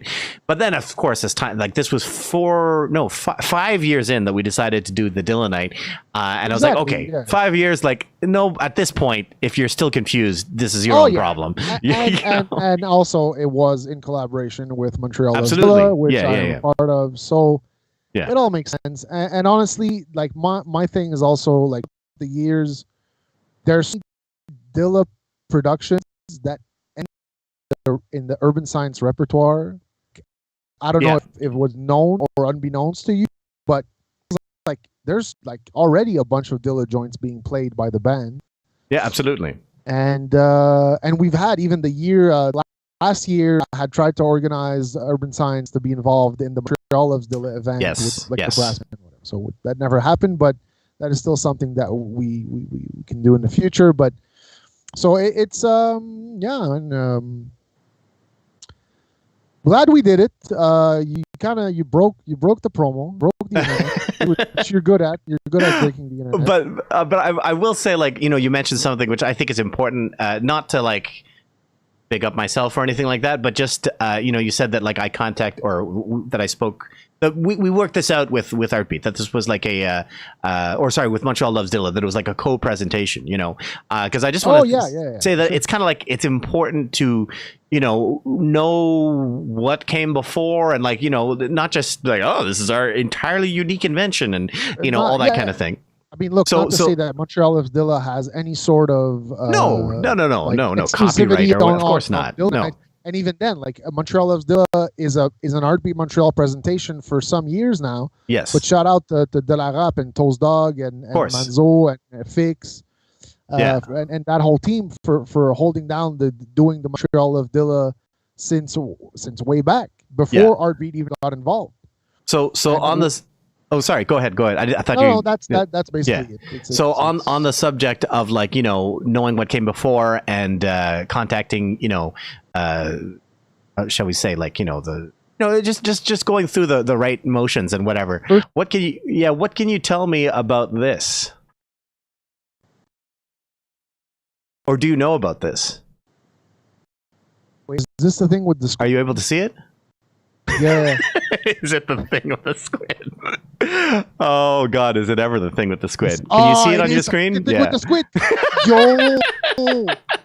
Yo, you see my brain? Oh man. You knew exactly where I was going. Yes, because it's fucked up because you loaded it up. My webcam is in front of my screen and it was hiding the squid. Oh, it was hiding the squid. Hiding the squid, and I was like, the squid is right here. Yeah. So shit, tell me about this. Yo, you just brought it back. So, oh man, I totally forgot about the squid. Yeah, I mean, look, I remember seeing this, and I kind of remember having back and forth with you. No, I think we did. I think we might have, but tell the people. Look at tell the people who don't know. I don't know who's behind this. And it's not like I don't want to shit all over this. I have no idea how good or bad it was. I just remember the promo was very wonky. I kind of vaguely remember like either Music Technique being or someone from Music Technique being involved and wanting to do like look, I don't know. What do you want me? Why do you do this to me? No, I just want to know what you think. I just want you to like, I don't know. Or tell people, rather than I should say tell people what you think. Or if you're not comfortable talking about this, we can. No. We can, honestly, I don't. I erased it from my memory for a very good reason. It came and went. You just brought it back. But I just remember this popping up. So okay, I'll ask you some questions. So you know what this is? It's a very similar event. It seems like to Heartbeat and Loop Sessions kind of all together. Have you ever been contacted by these people? Do you know anything about? No, whatsoever. Yeah. Oh, what I know is I saw this. I don't know where. I don't know how, but I did see this, and that the people that were behind this were not people that were known by us or anyone around us, and that somehow I don't know. Right. It was promo and the very big claims for and like we want to be the next best thing to put the beat makers on the map and the je sais pas quoi. I mean, fine. you want to do it. Like more power to you, but like don't say you're this and that before you even did anything. Yeah, and I don't know if they did more than one edition or whatever it was, but I can't believe you brought this. I have totally forgot about this, man. Yo, the squid. The squid. Yeah. So yeah, I mean, look, it's not the first and it's not the last. A lot of people, for possibly good or bad reasons, want to shine light and create events and do this and that. And sometimes you kind of can see it by the way it's the presentation. You're like, when I read the description or the bio or the mission statement, I'm like, yeah, all right. Like, and then you see like the event or whatever. And I mean, fine. If it's like, I don't know. Why? Well, go ahead. No, please. I was just going to say, like, I think it's always important to, just as an artist to, talk about where you came from and what your influences are and all this kind of thing. And also just if you're starting an event to respect what else is going on in the scene, Like it reminds me of, well, there's a couple of things that reminds me of, but one is, I remember doing this jazz gig at this, I can't remember where it was. Let's say Mont-Sauveur or something. It was some town, north of Montreal somewhere. The owner of the bar was saying like, it was like an afternoon gig. So like at 1 o'clock, after the lunch crowd leaves, there's going to be like a massive influx of people who are coming for this like weekly jazz show, this one weekly event, and they all know that Sundays at this time they can check it out. And then like later on, and of course that did happen, but later on we talked to him about it. He said, the really messed up thing was there's another venue that like a few months ago started briefly. I mean, they ended up changing it, but they started their own jazz night the same day and the same time. Wow. And we're talking about a small town. Like, why would you do that? Yeah. Like, how could you not, Yeah. Sometimes it's a lack of research and lack of caring. Like a lot of people do things in a selfish or for selfish reasons or in a selfish way.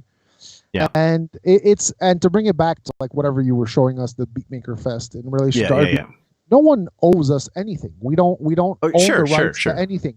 But in the spirit of good business and community, like if you're in the city of Montreal and you're organizing beat events and you're completely unaware of what's going on and who else is doing beat events, well, you might want to inform yourself and then decide if you want to reach out or not. You could do your thing without reaching out. Again, no one owes us anything. Yeah. But on that note, like right now, there's worse than that. Oh, sorry. Go ahead. Yeah. Red Bull. Yeah. What? I'll leave it at that. Ooh. Oh, I'll say on that note, for those listening, Freddie V right now is doing his live stream. Speaking of things that inspired, he's been doing live streams regularly on Thursdays as well. His start at 10, and he's interviewing Miriam Sassy this week. That's on Instagram Live, so make sure you check that out. He's getting different artists every single week to talk to, and I'll switch the subject a little bit. So we do have a message, or a question rather, from Franco Proietti, and he says, besides wanting to know where Mark gets his ideas, I'd like to know if he's read the Ghostface reviews of Drake, which, legit by Ghostface or not, are hilarious. Oh, wow. This rings a bell. I can't say, like, I know of it, and I know that I've looked it's Big Ghost. Used to be attributed to Ghostface a while back. He just put a adjustment. He said, oops. I know of it. I don't know enough. But it's a good reference. It's I've seen it pass in the past, but I can't talk on it like I know all about it. Well, we're gonna have to, Franco, if you can put the link if you could put the link in the comments, then we'll get to Vincent. Again, this is your doing. This is the product. It's what have I done? What have I done? This is Drake related, isn't it? Oh, that's true. It's Drake related. See, you see how far your deeds go. It's true. There is no end to the influence. You're influencing Urban Science members to come against me. This is Franco Proietti, not Frank O. But Franco Proietti, great saxophone player, runs the Jazz Mofos, and I'm trying to remember the name of the band that he used to be in or run. Franco, the Morph-Tet. He used to run the Morph-Tet with Jonathan Emile, and before that ran a band. I want to say it was called Voodoo Jazz, but that might be wrong, or maybe not ran a band, but played in a band. Maybe I'm wrong about that. You can correct me the name of that other band that you played with back in the day. So I'm gonna throw this on right now. You know what I'll do, Vincent? You know what I'll do? What are you gonna do? Because you have been doing all this to me for some reason that I'm unaware of.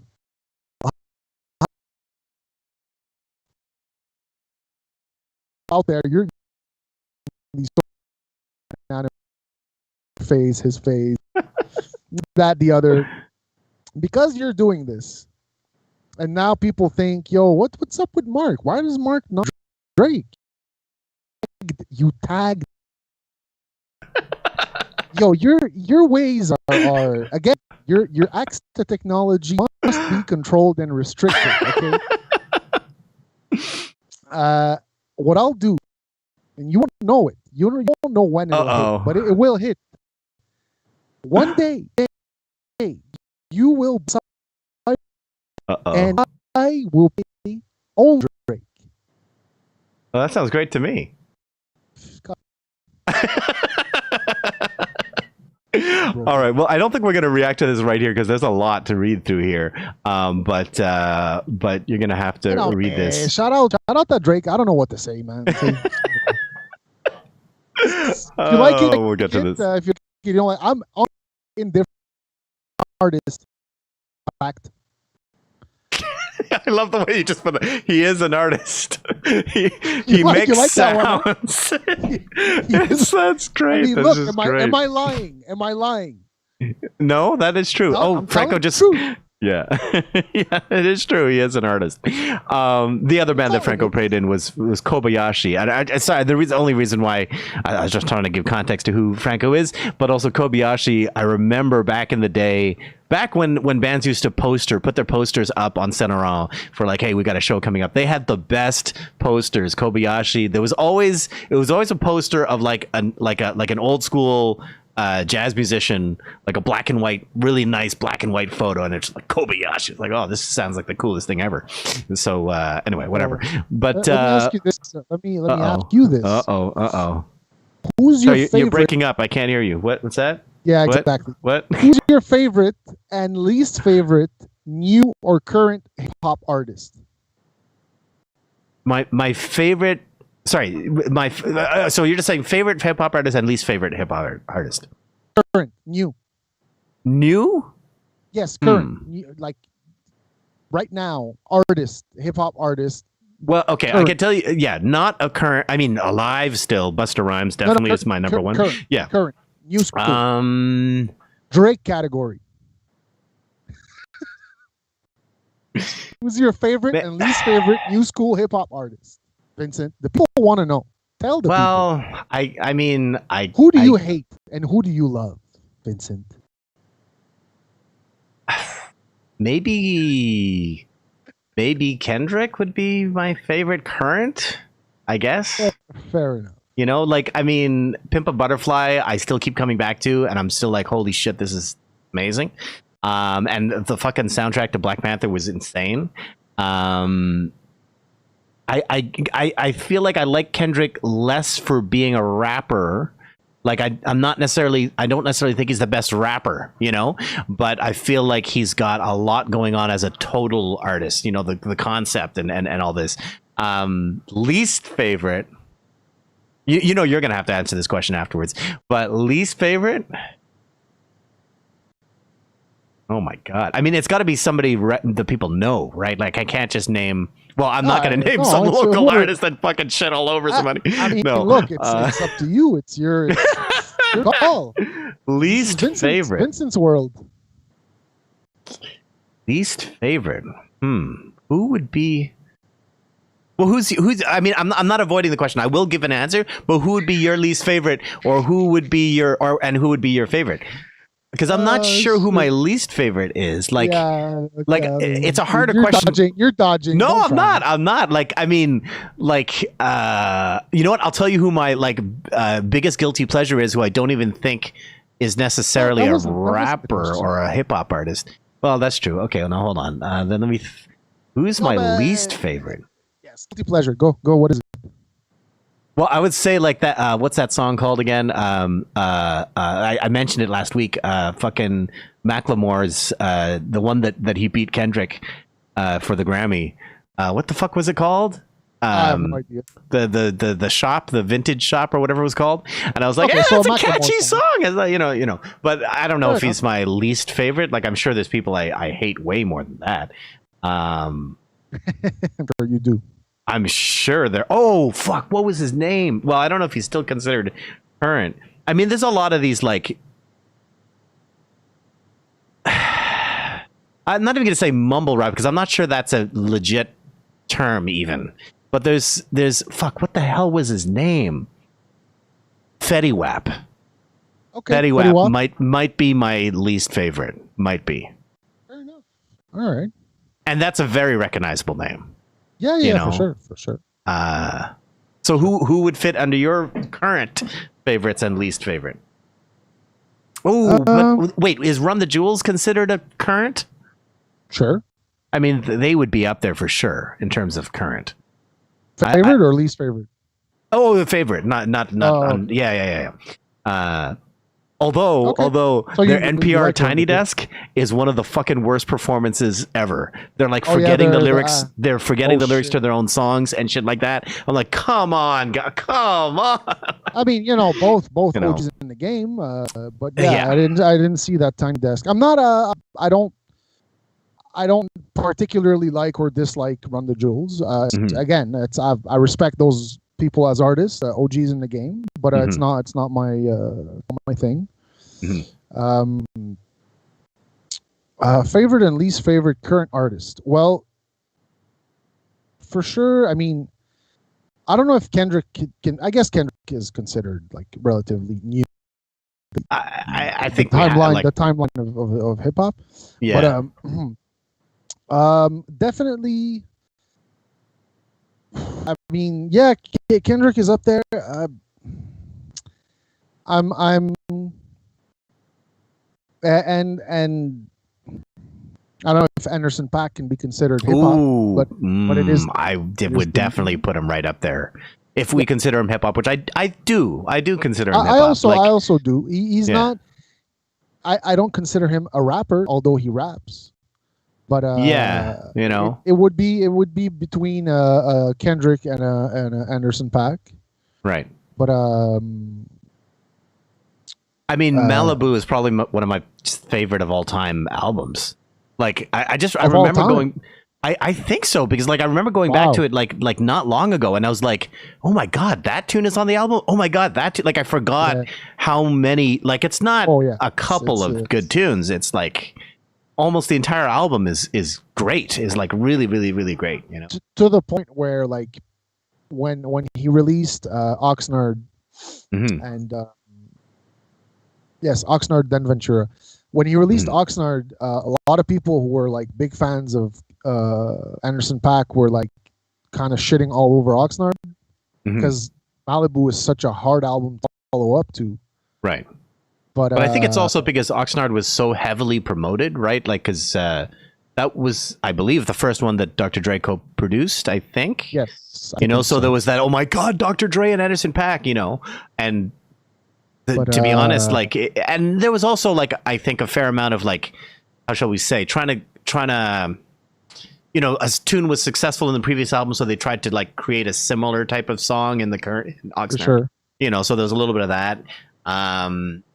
Have you? I don't think Oxnard is bad by any stretch. I think actually the reaction to Oxnard, like you sort of said, is it pushes the pushes forward even more how good Malibu was, right? It's like because people were shitting all over Oxnard, they were shitting all over it because of how, like, if Malibu had never come out, people would have been like, this album's amazing, So, exactly. Have you revisited the Compton soundtrack? Because that's kind of how Anderson .Paak got on. He has like 6 features on it. Okay. I haven't checked it out. It's worth a revisit. Okay. But to answer the full question, least favorite, I have to say Tekashi. Okay. Yeah. Definitely. Just to keep it simple. Yeah. I mean, it's bad. It's bad. Like I remember, I don't know if you were there all court cases aside, as an artist. Yeah, exactly. As an artist, yeah. All other things aside. I don't remember if you were there that night, but there was a night where we decided to do one of his tunes because I honestly like I really like the beat of it, like just the instrumental.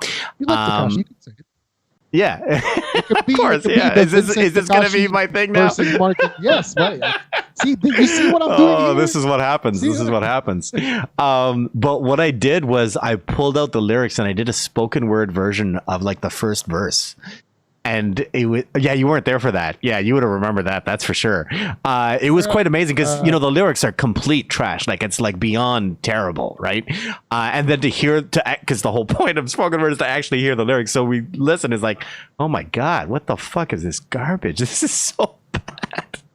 So anyway, right up there. I would agree. Or right under there, on the bottom of the list. Oh my lord. So what's going on in the chat? I don't even.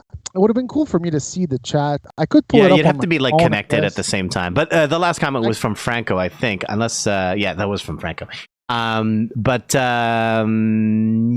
you know, I mean, we've been getting through some stuff though. There's been some interesting. I actually, the question of like favorite and least favorite. You know, let me take that a little bit more. Or actually, maybe instead of artists, like, do you have like what would be your desert island recording? Like your favorite? Like, okay, if I only have one to take on the island, like what would that be? Ooh, we're getting into tough question now, tough territory. I like this. So what's the parameters here? What am I playing with? Just one album? Just one. One album. Yeah. What would be the one album? But an album, right? So not the one song, right? No, of course. One album. Yeah. Yo, that is The rest of your life, one album. That is torture right there. Well, tell me what you're thinking. What are the ones you're considering? Or not even? Are you thinking about artists? What are you going through? Both. But it's just I'm thinking like my brain will automatically go into like hip hop albums, but then I'm like, well, outside of that. Oh, okay. Yeah. Like, man, like, would I?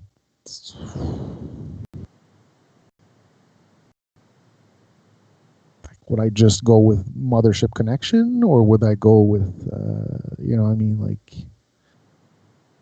oh man, you know, you're gonna have to answer this. Oh Jesus! You already have. I don't even. No, I don't have an answer ready. No, I don't. Not at all. What would be my desert island? I mean, that's why I've been doing this. Like this, I haven't updated in a while, but this challenge of like, you know, list your most influential whatevers. Because I've been listening to music for the first time in a long time, like in the sense of outside of going to Cypher or whatever. Like, you know, I have time to listen. You know, and revisiting things, but I'm not sure myself what would be my one choice, because it's so hard, you know, it's so hard to limit. I mean, I know the things that I keep coming back to. One that I haven't mentioned on that like influential thing is one of my big influences is Wayne Shorter, who's a saxophone player that played with Miles Davis and all this. And he released like a fusion album called High Life. That was released in like the 2000s or something like that, and it's like the most perfect arranging I've ever heard. Like there's so many, like the orchestrally, like in terms of the choice of sounds and stuff like that, and just the way, like, okay, so often with like jazz guys, you know, they'll compose some crazy thing, but then at the end of the day, each song is still like melody, solos, melody. Like they still do that, which is like the traditional jazz way. But this is not like it at all. It's really like there's this first part, and then there's another part, and then there's like a 4-bar solo, and then there's another part. Like it's really a carefully conceived project, and I keep like finding new things in that, you know. I'm absolutely torn by this question. But I don't even know if that would be my choice in the end of the day. But that is one of them. Can you please make it easier for me and say hip hop albums, please? No, you don't know. Oh man. Okay, how's this? If I let you tell me the one hip hop album you would bring, you still have to say the one album. You know what I mean? Like so it could be like I'm adding a question, you know? Fair. Thank you. You know? Yeah.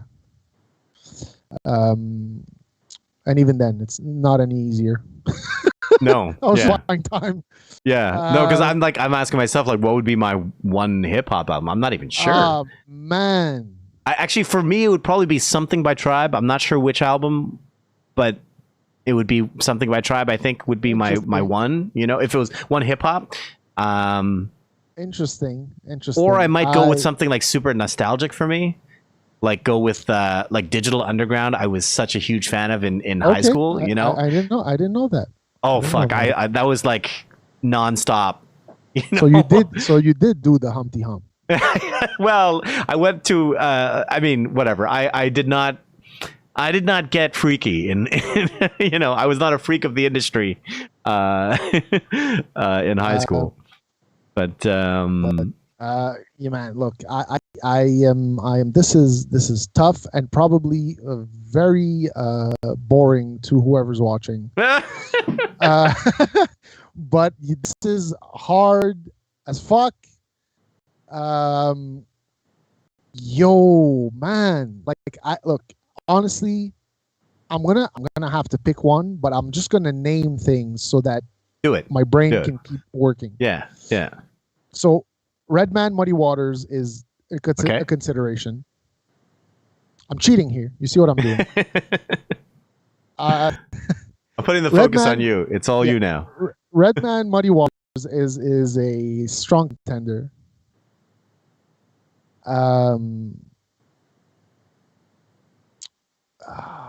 Slum Village Fantastic Volume 2 is a strong contender, but man, Slum V Fantastic Volume 2, Muddy Waters. Look, let's just put it this way. If you would have asked me what my favorite Busta Rhymes album, it would have been As Hard. Right. Oh, really? Okay. Oh, yeah. This shout out to Micro Skills. Shout out to Micro Skills. He knows. Okay. Yeah. When you ask, the question is, what's your favorite Busta Rhymes album? It's yeah. Okay. It's tough. It's very tough. Man, you. My brain, poor brain. Okay, let's move on from this one. Exactly. Let's move on from this one. I'm saying Redman Muddy Waters. Okay. How about? Do you feel like what would you feel is your most underrated musical gem? Whether it's an album or an artist or a song, how about that? Like what would fit into that category?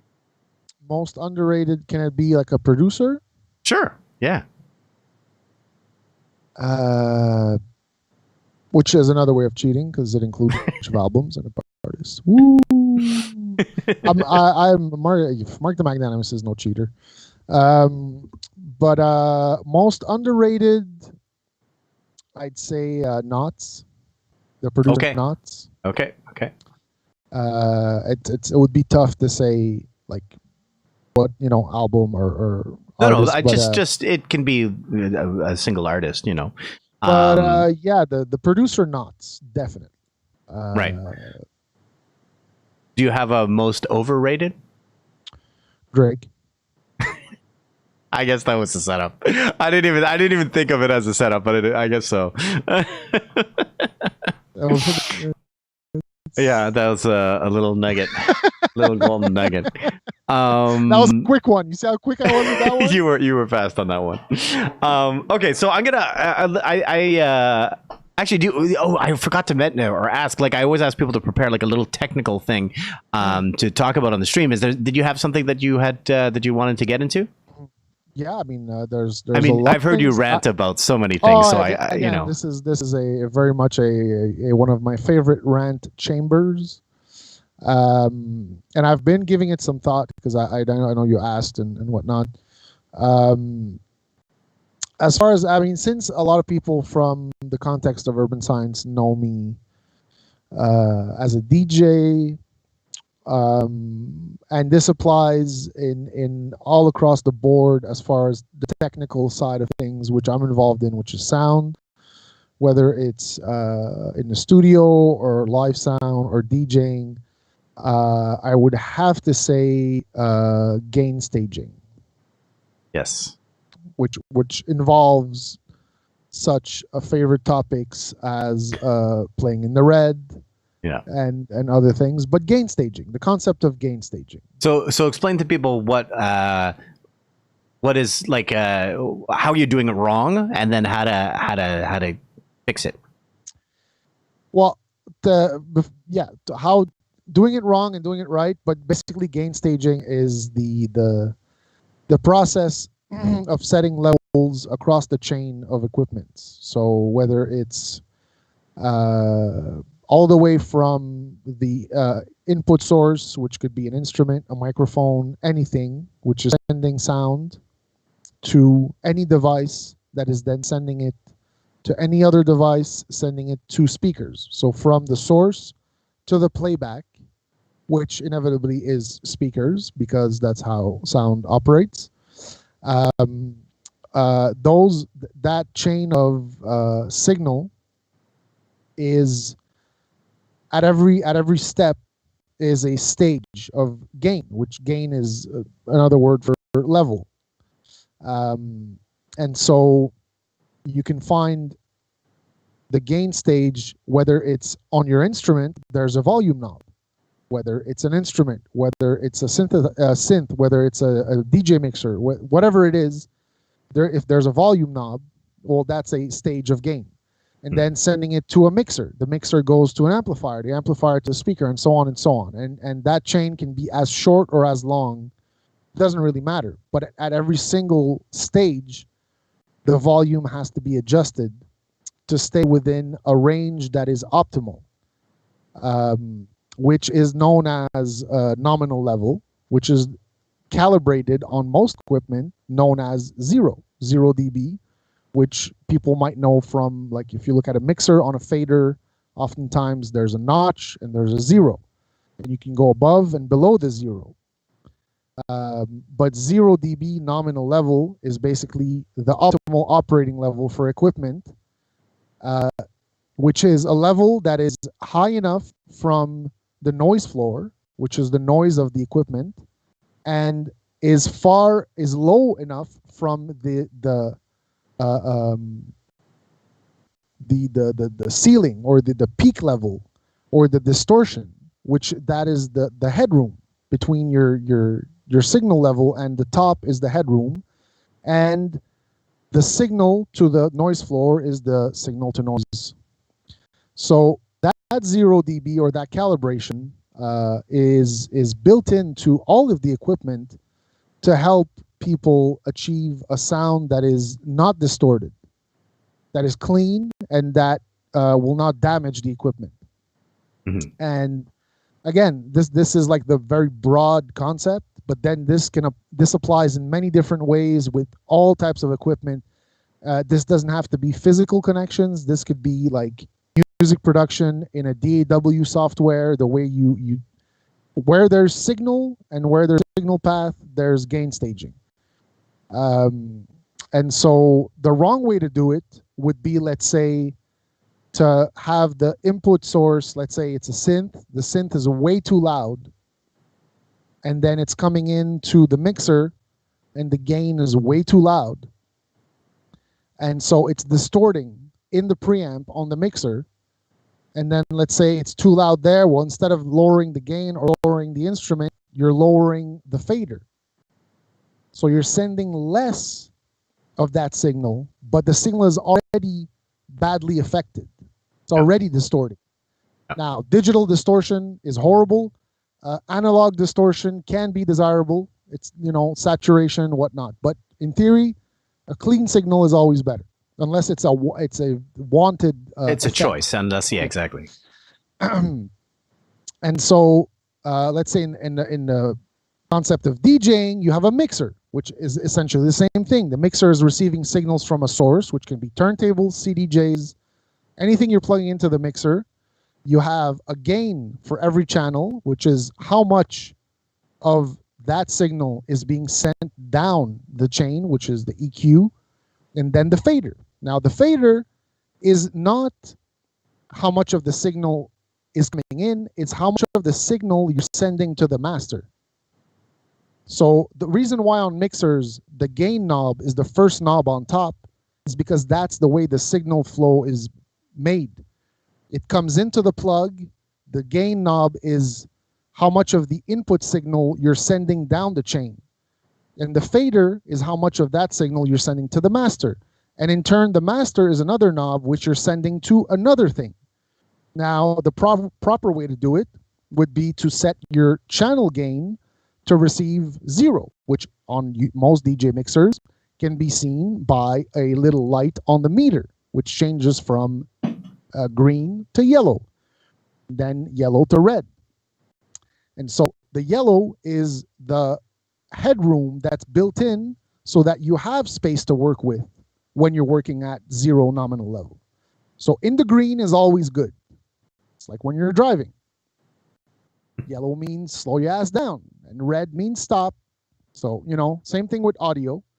And so DJing, if you're setting your input gains at a reasonable level around 0 or within your headroom, and you're sending a reasonable amount of that to the master, then the master, you're also not, you know, you're sending a reasonable amount of the master. Also, always staying within, like, oftentimes even the master, which is a knob more often than a fader on DJ mixers. There's a notch or a 0. And that could be, some mixers are different. Some mixers, it's an actual gain stage. Some mixers, it's just an attenuator. It's a little whatever. But essentially, the power struggle between artists on stage or DJs and the sound guy is also a big thing and something we've spoken about many times. And I've since I do both, I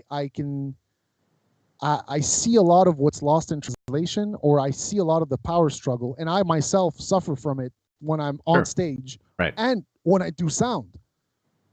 When I do sound, I have that power struggle with some people that are on stage that don't get it, and vice versa. But like basically, you need to send a reasonable amount of level to be able to.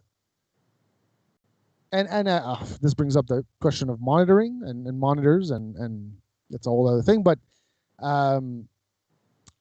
you know, you need to work with the sound guy, and sound guys also are sometimes like really, really rude, and sometimes are really don't really operate in the most user friendly way. But and they will, let's say, not give you enough volume, so that even if you play in the red, you can't go past a certain volume. Because a lot of people, when you give them more headroom, more volume in the system, they'll play too loud. Mm-hmm. So it's there, and that comes from not knowing how to control, you know, there's a psychological game that goes on between the sound man and the musicians. You know, it's an unfortunate thing that happens. And it's also like, especially when you're in a like a non, like, you know, with Cypher, we're always at the same place and same people, you know, but when you're going to a festival or a new venue or this kind of thing, there's like a quick sizing up that happens, you know. It's like the sounds man, like, do these guys know what the fuck they're doing? And we're also like, does the sound man know what the fuck he's doing? You know, that's all part of it. And it's also like, and I've had this problem where, like, let's say I'm DJing. I set the mixer in a way where I know that I'm playing at a reasonable level. I don't want it to distort. I don't want it to sound bad. So I don't want to play in the red. Mm-hmm. But I also want it to be loud enough in the room. And I also want to hear myself loud enough, which on DJ mixers, most of the times you have a separate booth out, which you have control over. But then it's like it's also this very psychological, psychoacoustic feeling of plus add alcohol to that and things get out of hand. But the feeling of always wanted, you know, a lot of artists always want it to be louder. People think louder is better. And yes, when it's not loud enough, it needs to be a little louder. But when it's too loud, it's not enjoyable. Mm-hmm. So there's a fine line, and that's the sound man's job. Your job is to send a constant, clean signal to the sound man. Mm-hmm. If he's incompetent, that's unfortunate, but that's what it is. Yeah. But a lot of people don't get it. And there's another, like, you know, a lot of, in DJing, a lot of people seem to have this mentality. And I don't want to say younger DJs or whatever, because a lot of older guys do it too. But there's psychology of, like, if I'm playing louder on the mixer, it's more, you know, I'm going hard in the paint. I'm in the red. Right. Yeah. You know, push it to the limit type of thing. Right. But like you said, like that can be done for as a choice, you know. It's often not. It's often no. But I'm just saying, like, if there was some reason why you're like, I want this distorted sound at this moment, you know what I mean? Like you want this, you know. I'm not saying it's a good idea, but it is possible to do that as a choice. The reality and the reason why you're so sure about it is because that 99.999% of the time it has nothing to do with that, and it's just stupidity or not lack of knowledge.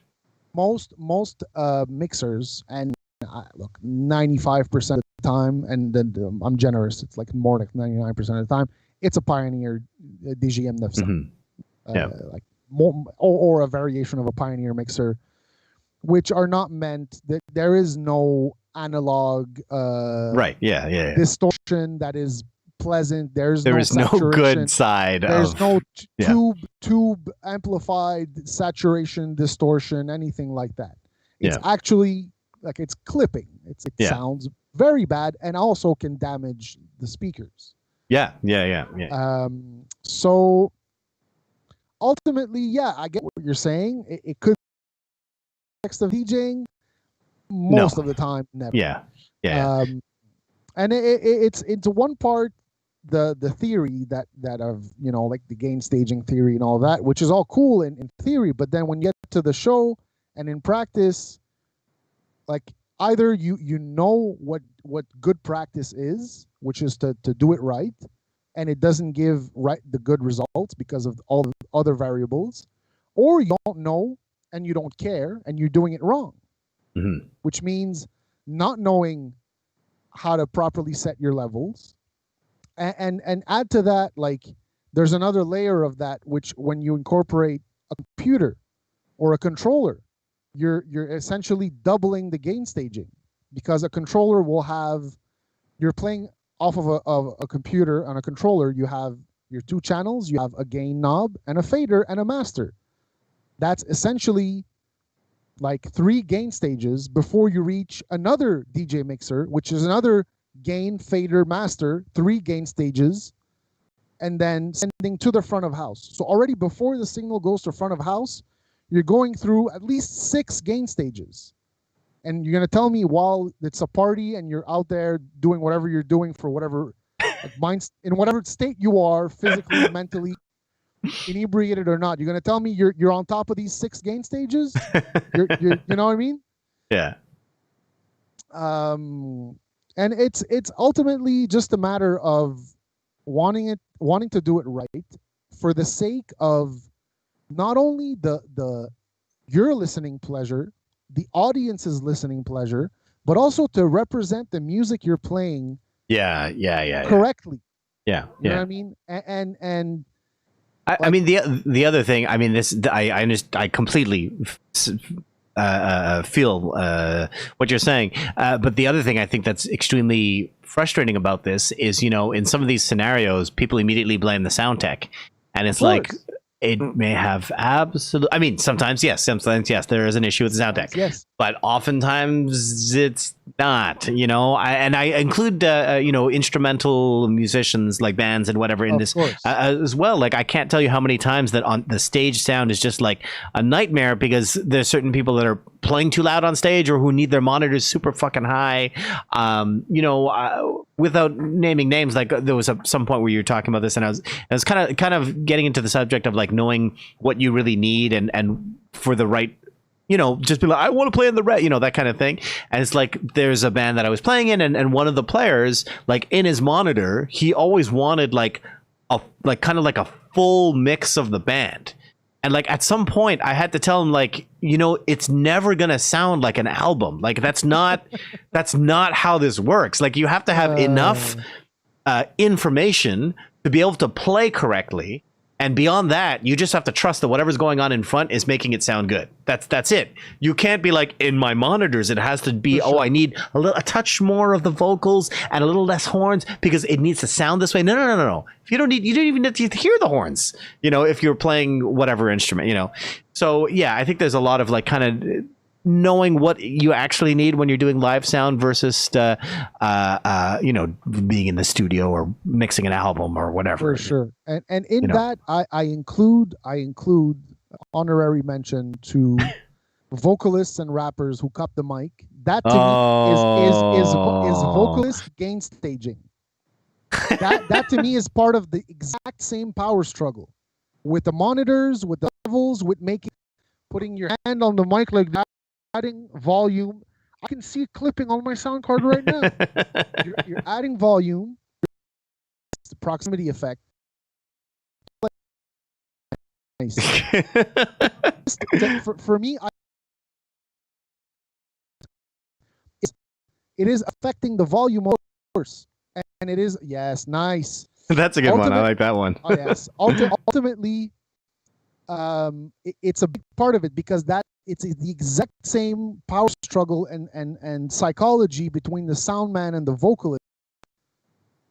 And absolutely, I've dealt with that. If that alone with the open mic, that's a whole saga.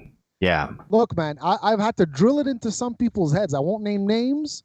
They know who they are. Actually, you know what? But that's something that's important. It's in the sense of like, this is not just like beginner shit. You know what I mean? Like you might be a really amazing rapper or guitar player or whatever, but that doesn't mean you know anything about sound. That doesn't mean you know how to hold a mic properly. I mean, you might be an incredible freestyle and just cipher with your friends in a circle, and you don't know how to actually hold the mic. And in the videos they do this, and like, what makes you think this is actually how to, or covering the whole fucking, I feel you, man. So that essentially the I know I'm combining things here, but like gain staging applies to so many things, but specifically to the DJing thing, playing in the red, that whole thing. Yeah. But it's also like it definitely plays into it's ecosystem. You're not on your own out there. You know what I mean? Mm-hmm. And even if you are, it's then your job. You're the sound guy. Right. You need to manage wherever, if the speakers are like powered speakers plugged directly in your mixer, you need to make sure behind those powered speakers, you're not peaking either. Yeah. So if you were to give like a 30-second, like what you should look for to make sure you're not fucking up, or what you should do to make sure you're not fucking up, and then how to do it better, what would be like the 30-second version? I mean, I can kind of think of what that is, but what would be your? You mean like DJ setup? As a I guess maybe as a DJ, I mean, if you have also a 30-second version for musicians, be like, this is what you should not be asking sound tech, go for it. But I feel like the playing in the red is just, anyway. I don't want to give you your answer. You tell me. Okay, by experience, yes. So DJing, it's simple. If you're in the red, you need to not be in the red. Now, if what I would suggest is, if anything, and I've seen this a lot, people, I know I'm fucking up the 30 second thing, but whatever. Basically, leave yourself some headroom on the channel, more than you think you need, because even if you're playing right below the red, as soon as you turn on a filter or an effect, it's gonna add signal. As soon as you mix another song, it's gonna add signal. So leave yourself more headroom on the channels and match the output on the master so that it's consistent everywhere. And then on the channels, as long as you're not peaking, that's the one-liner. As long as you're not peaking on the channels, you can always manage the master. That's good. Yeah. So first step is just don't peak on the channels, and then deal with the rest. But at least you're starting somewhere with that. And unless it's necessary, don't boost with the EQs. It's better to cut than to boost, because you're boosting, you're adding signal. You're adding volume. So on the subject of kind of like knowing your equipment, knowing gear, knowing how to work with other people, what's Serato? Nice. Is this a reference to my? This is a lead-in. This is a lead-in. Go for it. You want me to take it away? You were setting it up. Exactly. Amazing. All right, but I mean, the people who know this story, I've throughout the years, I've published the story before. It's a funny story. To keep it short, I used to do sound at Cabaret on the World, and at some point, there was a show, local promoter, artist from the States. And there was a DJ that was booked for like the night, who was DJ Manifest. Shout out to him. And so I asked the promoter, I'm like, so what's the rider for the rapper? It was a rapper. It's like, what's the rider? And I didn't get an answer. I kept asking, like, oh man, like, come on, like the doors are about to open. I want to know what to set up. And he's like, oh, I don't know. I need to check. I didn't receive it. I don't know what. At the end of the day, they want a mixer, 2 turntables. Fine. I already had a mixer, 2 turntables set up for Manny. I set up another mixer, 2 turntables for the writer, for the headliner. So the so-called DJ for the headliner shows up, and I'm like, hey, what's up? I set up this, the writer, whatever. Do you need anything else? And I asked him, yes, honestly, I don't remember exactly why I asked him, but in asking him, I more meant like, do you want CDJs or do you want something else? I asked him, are you playing with Serato? To which he answers, who is Serato? I'm playing with this artist. Name. Oh my Lord! And but who is Serato? Who's Serato? I'm playing with artist name, which I won't name. Whatever. It was Drake. No, it wasn't. And so I'm like, okay. So what are you using? But he's like, well, I need space. Can you remove this stuff? Meaning the mixer and 2 turntables. I'm like, he's like, I need space. Can you remove this stuff? I'm like, well, what are you using? He's like, I just need an aux cord. So he just basically needed a 1/8 to RCA. And he was running the songs off of iTunes. Oh my fucking God. And he was actually like, truthfully, I understood after that this person was not a DJ at all, and it was just the hype man. Instead of paying a hype man and a DJ. Let's just let the play hype the tracks man on iTunes and press play on iTunes. It was just a funny moment because here I am asking the promoter, what's the tech writer for the DJ? I set up 2 turntables and a mixer, and I'm like, you're playing with Serato. Who's Serato? Like, man, I know so many non-DJs who know what Serato is. Like, you're over here. You mean you know who Serato? Who know who Serato is? You know? Yeah. Yes. Very good guy, Serato. I like him. It's my Great guy. My kind of guy. Great guy. Stand-up guy. Yeah. Most of the time, works very well. Yeah. Comes through. He comes through. He comes through. You know, he keeps it simple. Oh my God. So anyway, the terrible stories. I think I'm going to. I want to talk about whatever you want to talk about. If there are other subjects that you want to get into, we can get into. However, I have and I swear to God, these are not Drake related at all. But I have a couple of things I'd like to. I swear, this is not even a setup. I know this would be the most obvious setup in the world, but I swear it isn't. But I was figuring, unless, well, first of all, are there anything you want to get into that we haven't covered? I don't know. Honestly, I'm just kind of just shooting the shit right now. Okay, yeah. This is free form, as if we're just talking in person. So well, that's it. That's it. So I'll ask you. I'll ask you, one of my questions is, first of all, did you come to the Cypher before playing in the Cypher or no? So I can't remember, we met at Community or did we meet somewhere else? We did meet at Community because I, at the time, so I DJ'd a bunch of times at Community when it was at Bobag. Yes, right. Now we had never I knew of you, I knew who you were, but we never we never really had a conversation or exactly. So we met at Community at Bobag. We might have spoken briefly, but nothing too serious. Otherwise, the Cypher, I think, is when you came to Big Bang at L'Escalier. Yeah, I think it was that, and I was like, I want to approach me. Yeah. I think it really started there. I don't even think I was aware of the existence of the Cypher. Right. Yeah, I think that's right. Because I think I saw you the way you were doing it at Big Bang, and I'm like, oh, that's exactly what I'm trying to do. You know, and if we get this guy here, he's like the other DJs will see, oh, that's what we're trying to do. You know, you know what I mean? So I couldn't quite piece those things together. And so, okay, then I got a couple of things I'd like to either get context on or have you react to, and this is the first one. Nice. So I like it.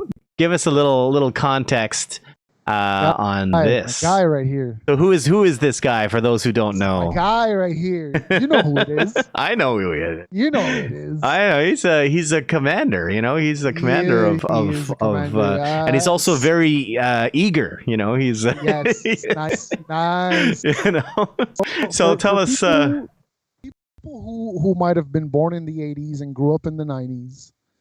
Who played computer games on DOS, right? And, not Nintendo games, on the PC,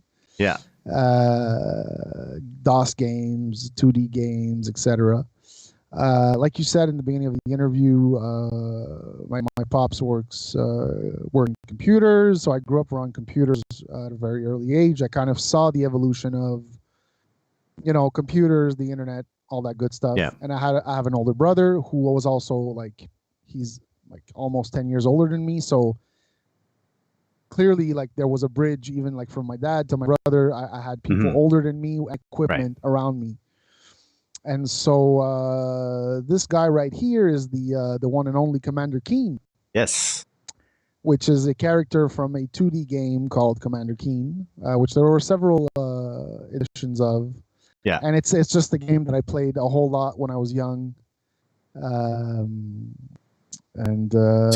I remember I got Commander Keen. There was a store where you could, a store in Montreal. Did you buy it or did you download it from a BBS? No, it was my brother. My brother. He had it already. Yeah, my brother. He just told me what to type in DOS, and we were off. And you were off. There was a store, I can't remember the name of it, or I don't know if it was Microbytes or something like that back in the day that sold games on floppy disks. And they had Commander Keen. I remember having Commander Keen. I also had Wolfenstein and stuff like that. That was of course much later, right? But but getting those on the actual floppy disks, and I think I can't remember now, but I think they only sold the shareware version, and then you'd have to contact. Was it Apogee? Yeah, it was Apogee, right? That made Commander Keen, was it? No, I can't quite remember. Anyway, whatever. You actually had to contact the company and send the money to get the floppy disk with the full unlocked version, right? That was the way it was back in the day. I didn't know about any of that. I was way too young. I was just Well, so your older brother just had it all set up for you. That's kind of cool. Oh yeah. And man, you're opening this chamber. I'm gonna take a minute or two to. So some of the games that I grew up playing that in the same vein as Commander Keen, like Wolfenstein and the original Doom and but a few other ones in this. Did you ever do a Quake LAN party? No, but I did. Wow. Okay. I used to play my one of my childhood friends who was my back neighbor, backyard neighbor. His dad would call me to play Doom online. Wow. Okay. In the 90s, and I'd have to ask my dad to set up the connection, whatever the connection was. Yeah. And I'd play Doom against my friend's dad. Yeah. Who was my neighbor. Yeah. Amazing. So that, but otherwise, The Incredible Machine. Oh wow! Yeah, The Incredible Machine. Tim. I played at least one of those. I know there was a couple. There was a few. Yeah. The Incredible Machine, for those who know. Man, that's a game that really should be translated to tablets. Oh yeah. That would be perfect. Yeah. Big time. Yeah. And otherwise, a lot of the Lucas art. Yes, stuff. Classic. Yeah. Days of the Tentacles. Mm-hmm. What was the other one? The Leisure Suit Larry. So have you followed any of that stuff into the modern era in the sense of do you know what's his name? The guy who runs Double Fine Productions. You don't know what I'm talking about, eh? Tim Schafer. Do you know who that is? So he made the game like Grim Fandango and a bunch of. That's a great, incredible game. This is like 4 a.m. after the Cypher drive conversation. I should have started with this. I didn't know that this was going to open up all these conversation lines. But anyway, yeah, I should have started with. But so he started a game company called Double Fine, and they've made many games. But the one that I strongly recommend you check out if you like those older. Well, it's not even about the older games, but it's just a quality game. It's called Xenonauts. Xenonauts by Psychonauts. Oh, sorry, Psychonauts. I'm sorry, I totally got it wrong. Wait, so you know Psychonauts? We've spoken about this. Oh, again, fuck! I'm sorry, I don't even remember yes, that's true. That is true. Yeah. So anyway, Psychonauts was an interesting one. Alone in the Dark. Yeah. Well, that was one of those like early Polygon 3D games, right? Yes, yeah. Those were amazing. It sort of came out of like the Prince of Persia line of like really good animation, you know? Yeah.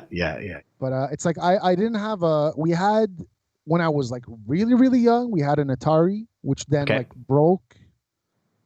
But I basically, aside from playing like Pac-Man and whatever else on Atari at a very young age, it was pretty much all computer games. I didn't have a console till PS1 / oh wow, okay, so that's quite a bit later. So I would play. My neighbor had a Super Nintendo. Cousin down the street had a Super Nintendo, and one of the friends of the family, their children had a Sega Genesis.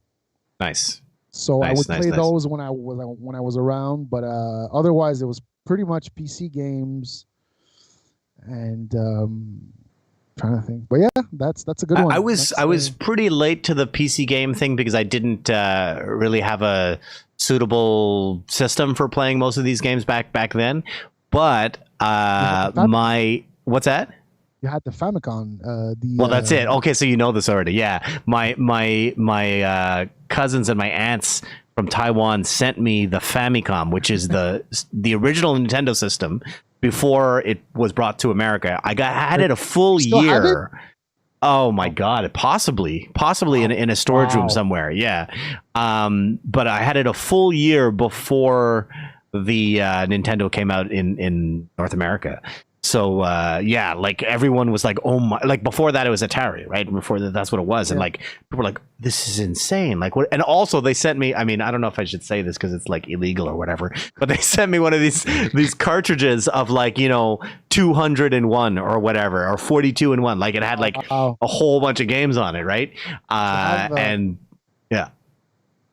Do you have the Game Genie?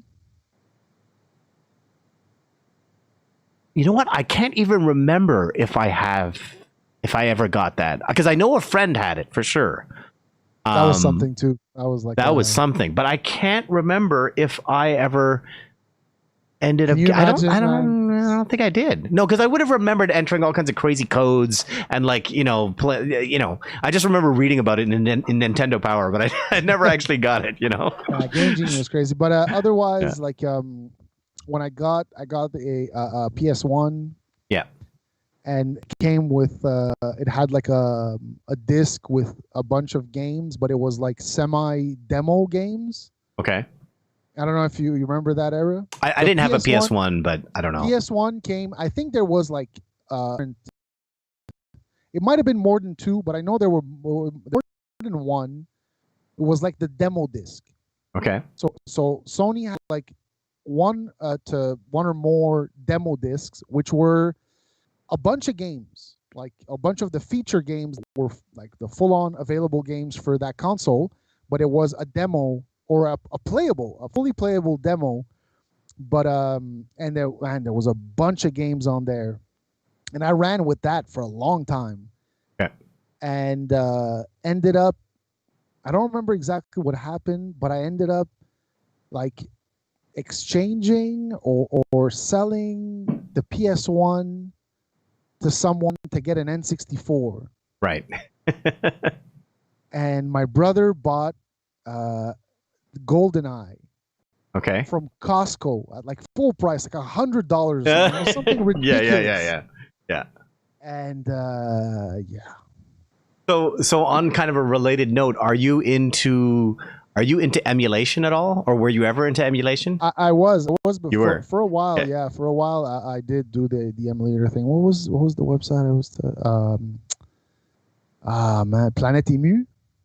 I don't remember. Whatever. I remember like Zephyr's domain and a few things, but I mean, because the only reason why I mentioned that is I read recently that, you know, of course the emulator scene is still fucking going strong, right? I read recently that there was a sort of a new kind of emulation that was developed for, and not for a system, but for a game, for Mario 64. And what they did was they managed. So, you know, like for those listening who don't know what the hell we're talking about. So the emulator basically takes the digital version of the cartridge. So the cartridge is like extracted. All the information from the cartridge is extracted into what's called a ROM, which has all the information of the game in it. And then they create these programs that run on your computer that read that and then attempt to play it on your computer. So it basically is a software version of the hardware of an N64, Nintendo, whatever. Even the arcade engines. Well, that's it. Yeah, the MAME and all that stuff. And so basically, you're trying to write software versions of different pieces of hardware, right? So that's kind of the idea behind it. And so what I read about recently is somebody took the ROM of Mario 64 and decompiled it and linked it in to compile a native Windows version of the game. Whoa. Yeah. Yeah. Whoa. So you have a Mario 64.exe. Wow, okay. That you just run on your computer. That's pretty deep. That's pretty. Yeah. I haven't looked into emulators for a while. Like a few years back, I had installed the N64 Super Nintendo just to play like the Super Mario World and just like simple stuff that I was. But more years before that, I had really experimented with, because it's like you can find ROMs from like ROMs that were never available here, like from Europe and Asia. And yeah, exactly. Yeah, yeah. That are just games you've never heard about. Yeah. And even in the first generation PSP, I had bought a PSP. And I had a friend who was like a little savvier than I was as far as like cracking or hacking. Right. Yeah. And we found how to hack the PSP. Right. So that you could load everything from a memory card or whatever. Exactly. So we would download the games, but games that were only available in like PAL format from Europe that were never released in North America. Nice. Like there was one like free running game and one like, graffiti game. Yeah. It's just a bunch of weird stuff. But I remember like we had hacked, we got like the GTA, it was GTA Liberty City Stories. Okay. Yeah. And we were on the bus playing against each other in ad hoc and like early PSP days. But since then, I've been honestly gaming. I never like was fully into it. Right. I never really like. I've always had a love for it and always dabbled, but I never really invested that much time. It can be a gigantic time sink, obviously, and as we develop other interests, you know. I've disconnected. Like games have been. It was very much more like in the earlier times of my life, like 2D games and the early 3D games. But then like I played, obviously I played some of like I played GTA 5. I played all the GTAs, but I other than that, never really. I got a little bit into like the Assassin's Creed. my brain went full hip hop. Yeah. Soul Assassin's Creed. Although maybe it was Soul Calibur and Assassin's Creed. Although you know what, I never Dreamcast. Yeah, that was fucking amazing. We're in the game chamber right now, huh? I never really liked Assassin's Creed, to be honest, but whatever. I only played the first one and I was like, whatever. The first one was no good. The ones after were much better. Oh, so maybe that was. Yeah. Oh yeah, the ones after were much better. Okay. But even then, it's like time consuming, and I don't know. Right. It's yeah. PS1, so that's yes. Go ahead. Thing. Yeah. PS1 and this no one knows about this, and everyone hates. Friends hate. There was a game on PS1 that was very short-lived because it wasn't successful, and it was on that demo disc. Hmm. And it was called Intelligent Cube with a Q. Okay. Yo, Is that like Drake with a YQUE? Is that like the same kind of idea?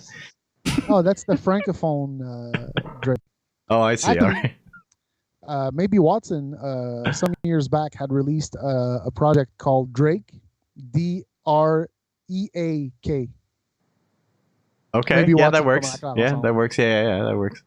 Anyway, sorry, I cut you off. Demo disc, cube with a Q.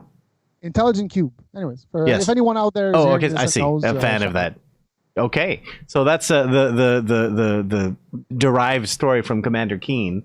And I'd like to get. I mean, obviously, I know the answer to this, but I'd like to get your story about DJ Clavicool. Nice. So- DJ Cool, man. Well, that was well. First of all, people who know me from before, and possibly also after, I've always been overweight, and this photo is, as you can see, I am not at all overweight, and this this was in a year that I had lost a bunch of weight that year. Oh, the year before, I had lost a bunch of weight, and I was and still am heavy into biking. And so that was like the year after. And this picture, if I'm not mistaken, is from June 1st or June 2nd. I don't remember the date. Oh, I remember the date. You do. Because, as you can see, I'm wearing, I don't know how it's called in English or in French, une attelle. Are you talking about a sling? A sling, yes. So I'm Yeah, I wearing don't a know what it sling, is in French, so yeah. Une attelle. Appel. Attelle with a Oh, T. attel. So I'm wearing a sling because in this picture, I'm DJing with a broken collarbone. Because that year, and this was on June 1st, I was biking and had a mishap and broke my collarbone. Damn. And had a cypher gig the next day. Yeah.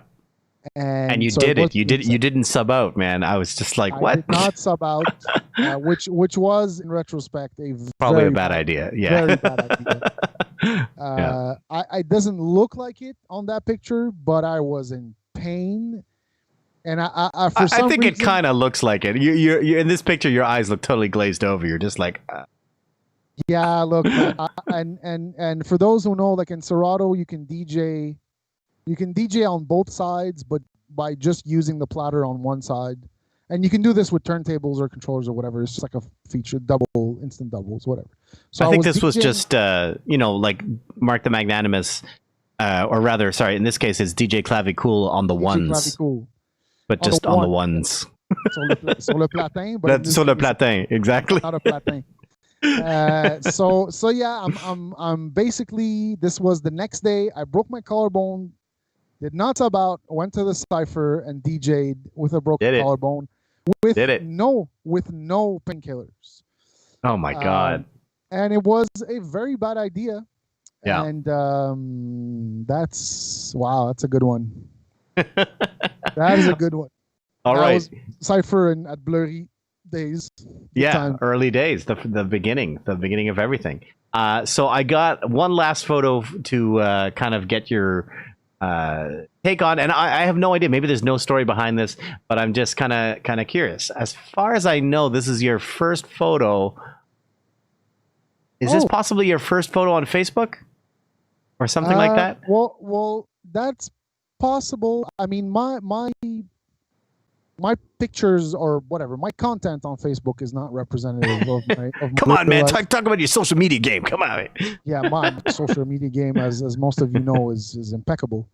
No, but this is possibly one of the first pictures on my Mark the Magnanimous Facebook. Right.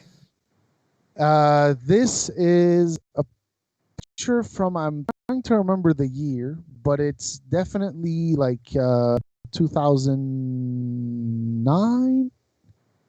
Okay. 2009. Yeah, definitely 2009. Okay. Maybe 10, but I 2009.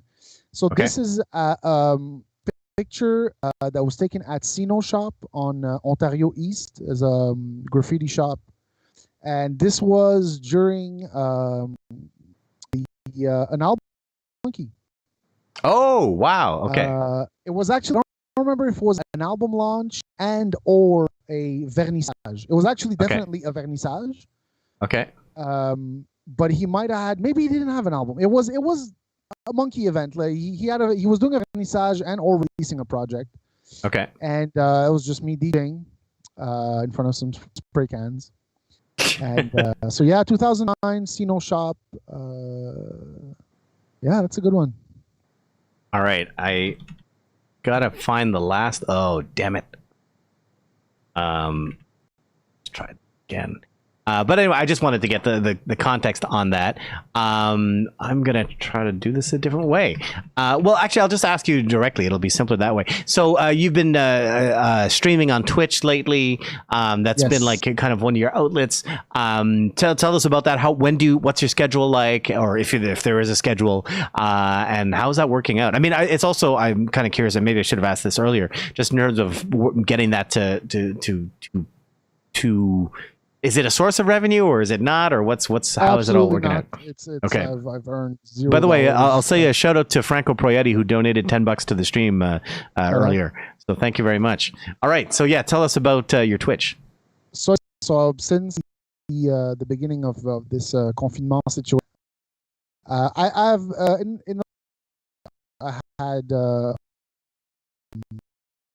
had investigated streaming a little bit. In OBS, and wait, there's supposed to be a picture there.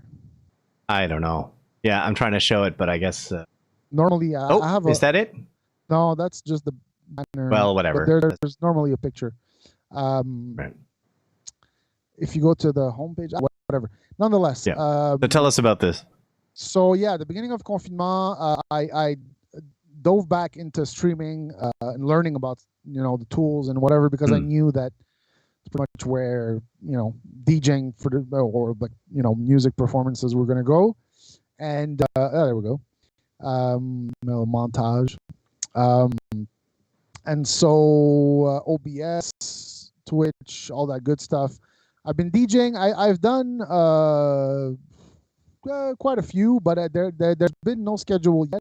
There will be a schedule, because it's still up until now it was still doing tests, perfecting the setup, making working on the visuals, and it's learning the tools correctly and getting a formula that's interesting. And so now that I have something that I'm comfortable with as a presentation, I will develop a schedule. I've been just going at it sporadically, and sometimes just doing a post the day of or like an hour before, going live. But still learning. But I'm pretty comfortable with the OBS realm as far as the DJing. I'm still we had some conversations as far as recreating what we're doing right now. Which is having integration with calls and so on. There's a lot of stuff you could do with OBS and or any derivative of OBS, Streamlabs, etc. Yeah. But it's clear all these companies are really accelerating the development of their software and whatever. Anybody who was in this game is oh my god, everyone wants us now. So yeah, definitely. I decided to go with Twitch because it seemed like the logical way to go. I won't get into just Facebook DJing and DJing and all that good stuff. Yeah. But for many reasons, Twitch is a logical place to go. A lot of people hopped on to Twitch since I got on mid-March. I've seen now, man, Questlove, the Beat Junkies, Jazzy Jeff. Wow. Okay. A lot of legendary people, DJs. There's producers as well. A bunch of producers doing their thing, Twitch is amazing for that, because again, the whole DJing online and the copyright thing is a big issue. and people struggling with like getting their lives cut on Facebook and so on is Yeah. So Twitch is for now. Had we talked about Mixcloud, the two of us? Have we talked about the new? We did. Okay. So yeah. that's Just essentially where I'm gonna try it because they're offering 90 days free. Yeah.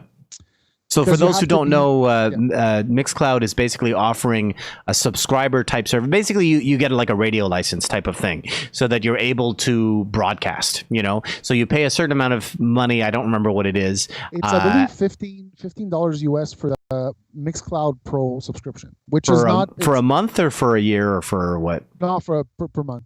Per month, yeah. So you pay, that's your like license fee kind of thing. And then after that, you're able to play copyrighted music and stream it and whatever, and it's fine. So it's interesting. They had Mixcloud Pro before they introduced, because Mixcloud only introduced the video streaming platform after like March 15th.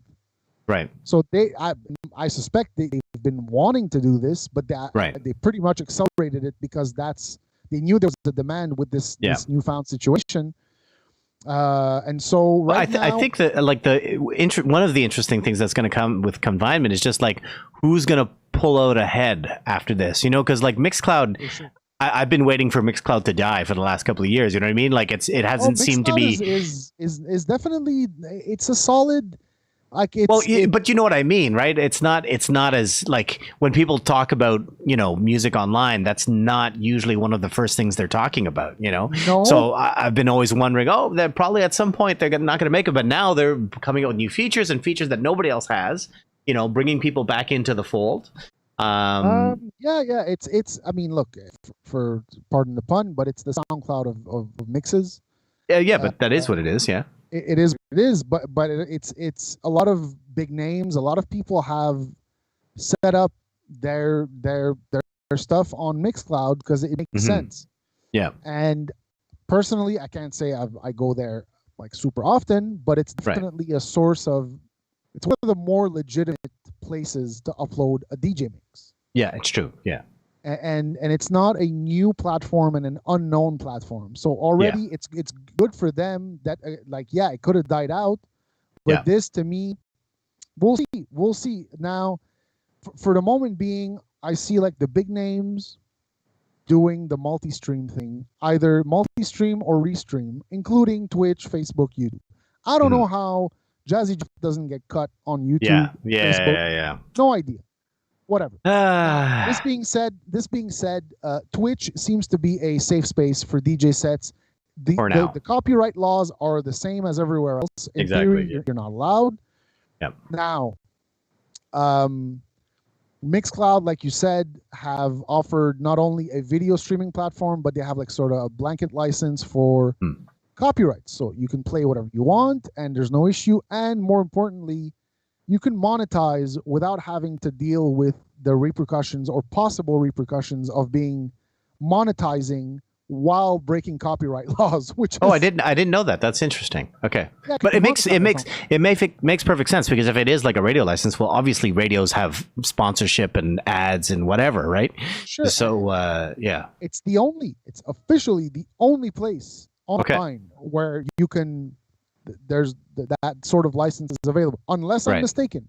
And I please, if anyone knows of any other platform that is offering some sort of blanket license, copyright license thing, but for what it is, that's pretty much long term the most legitimate and viable place for DJ set.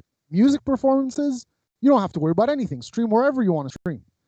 The tricky thing with is that you're playing other people's music. So you know, so that's that. DJ Magnanimous on Twitch. Follow me on IG or Facebook. Magnanimous MTL, pretty much everywhere.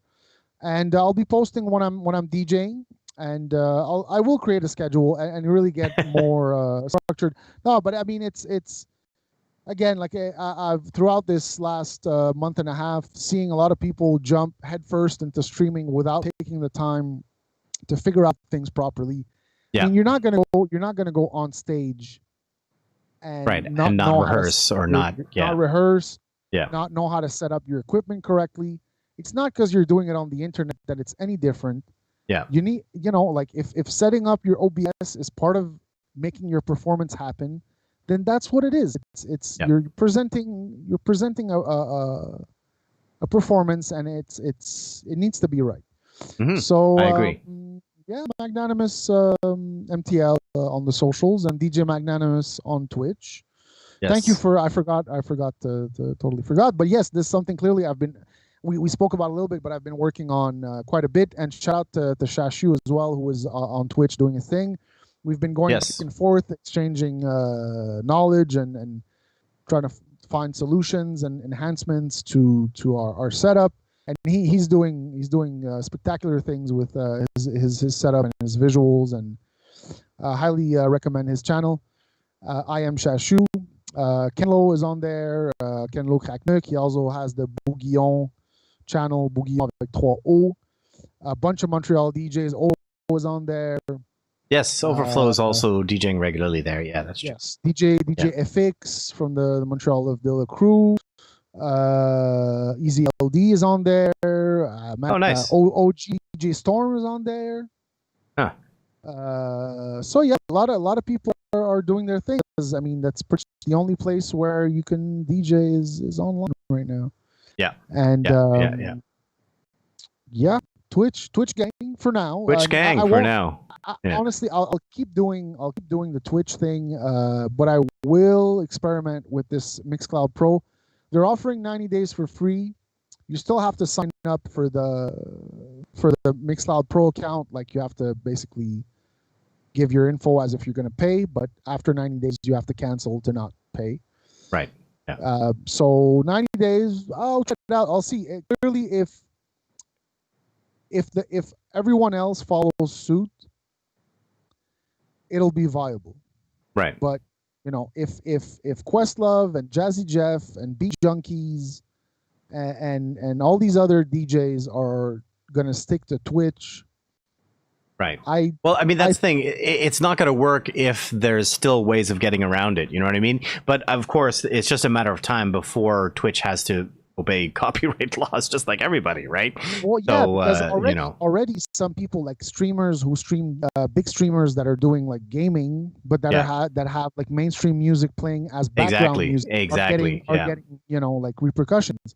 Yeah. So it's only a matter of time. The music section on Twitch was very much neglected or non-existent up until a few years ago, and this really up until a few months ago, yeah, no, but it honestly, like, it's this situation has basically gave life to the music section on Twitch.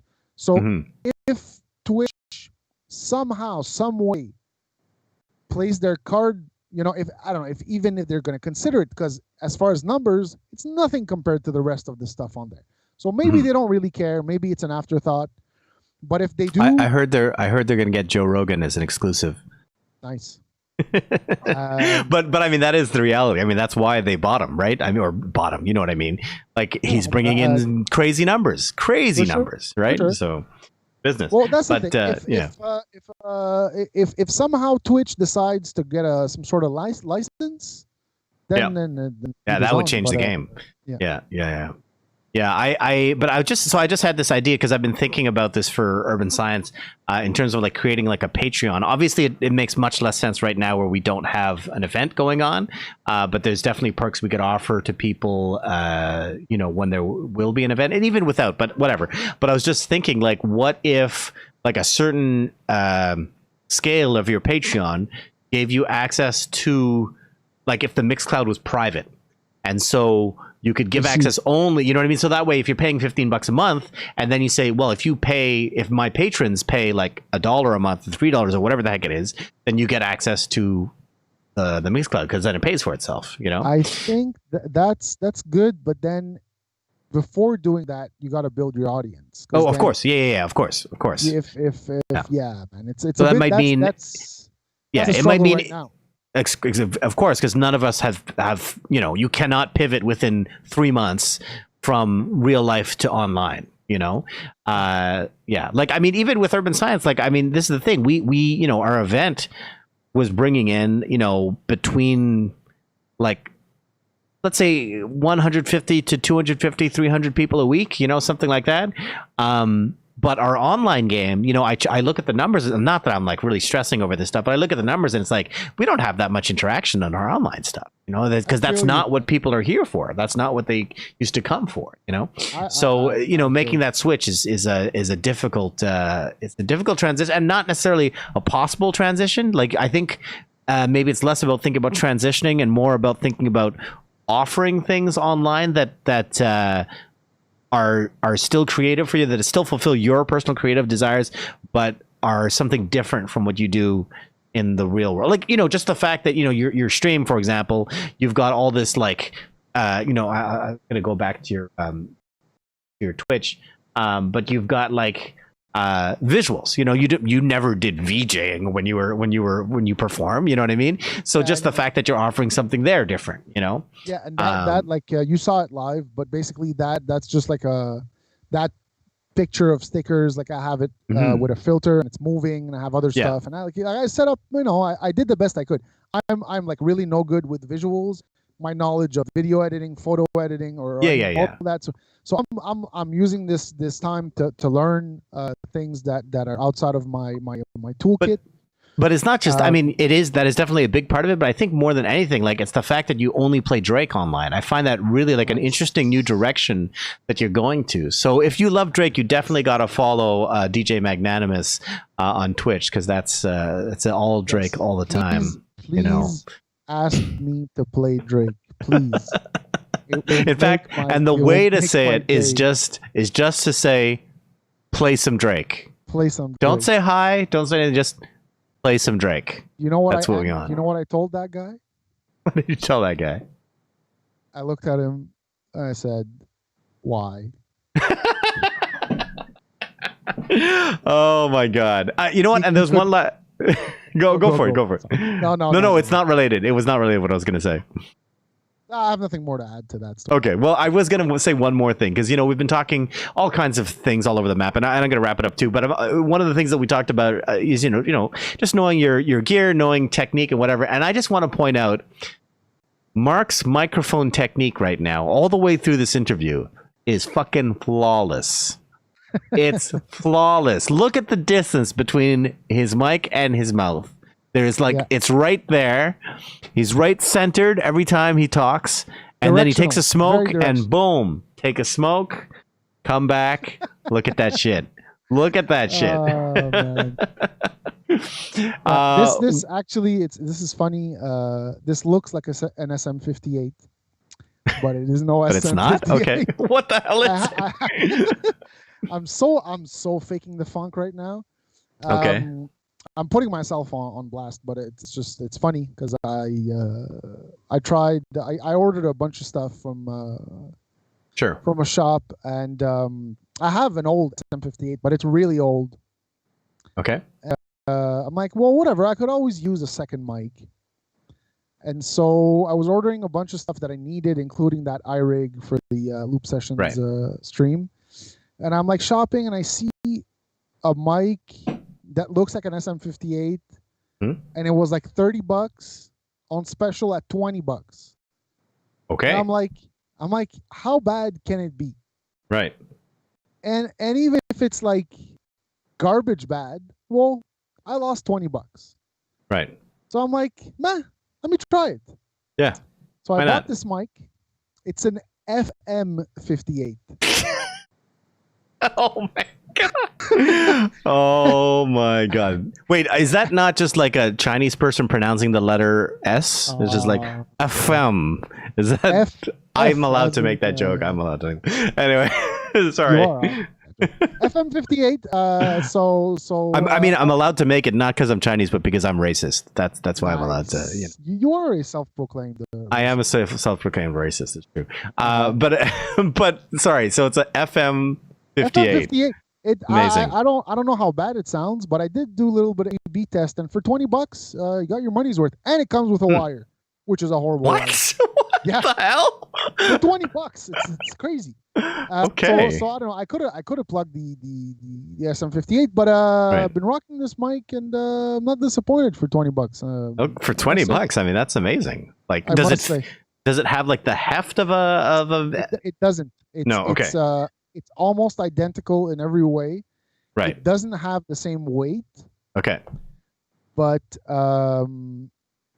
it's honestly, having done a little bit of A/Bing for a $20 mic. Yeah, it's nuts. That's nuts. It's pretty good. It's like something you can throw in your gig bag and not care about breaking or losing or whatever happening to it, and you always have a spare mic. That was more the thought.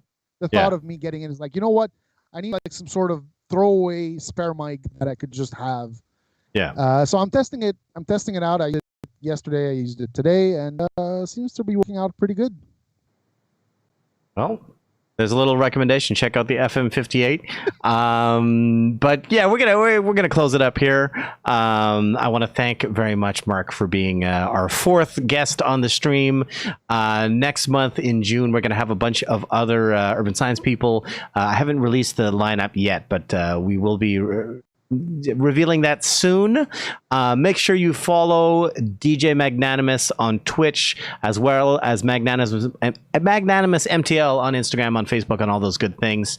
And that's pretty much all I have to say for now. I mean, if you haven't checked out, if you haven't checked out, we have been updating our YouTube archive, so you can check out like months and months of Cypher sessions. I uploaded, I forget how many, like I think it was like 30 sessions that we were way backed up. So these are from 2018, but uploaded those. But it's a painstaking process for some of the reasons that we talked about, in terms of copyright and all this kind of thing. I have to like upload it, then a bunch of things get flagged, then I manually remove all those things and I re-upload it. It's just like a stupid process, but that's part of the thing.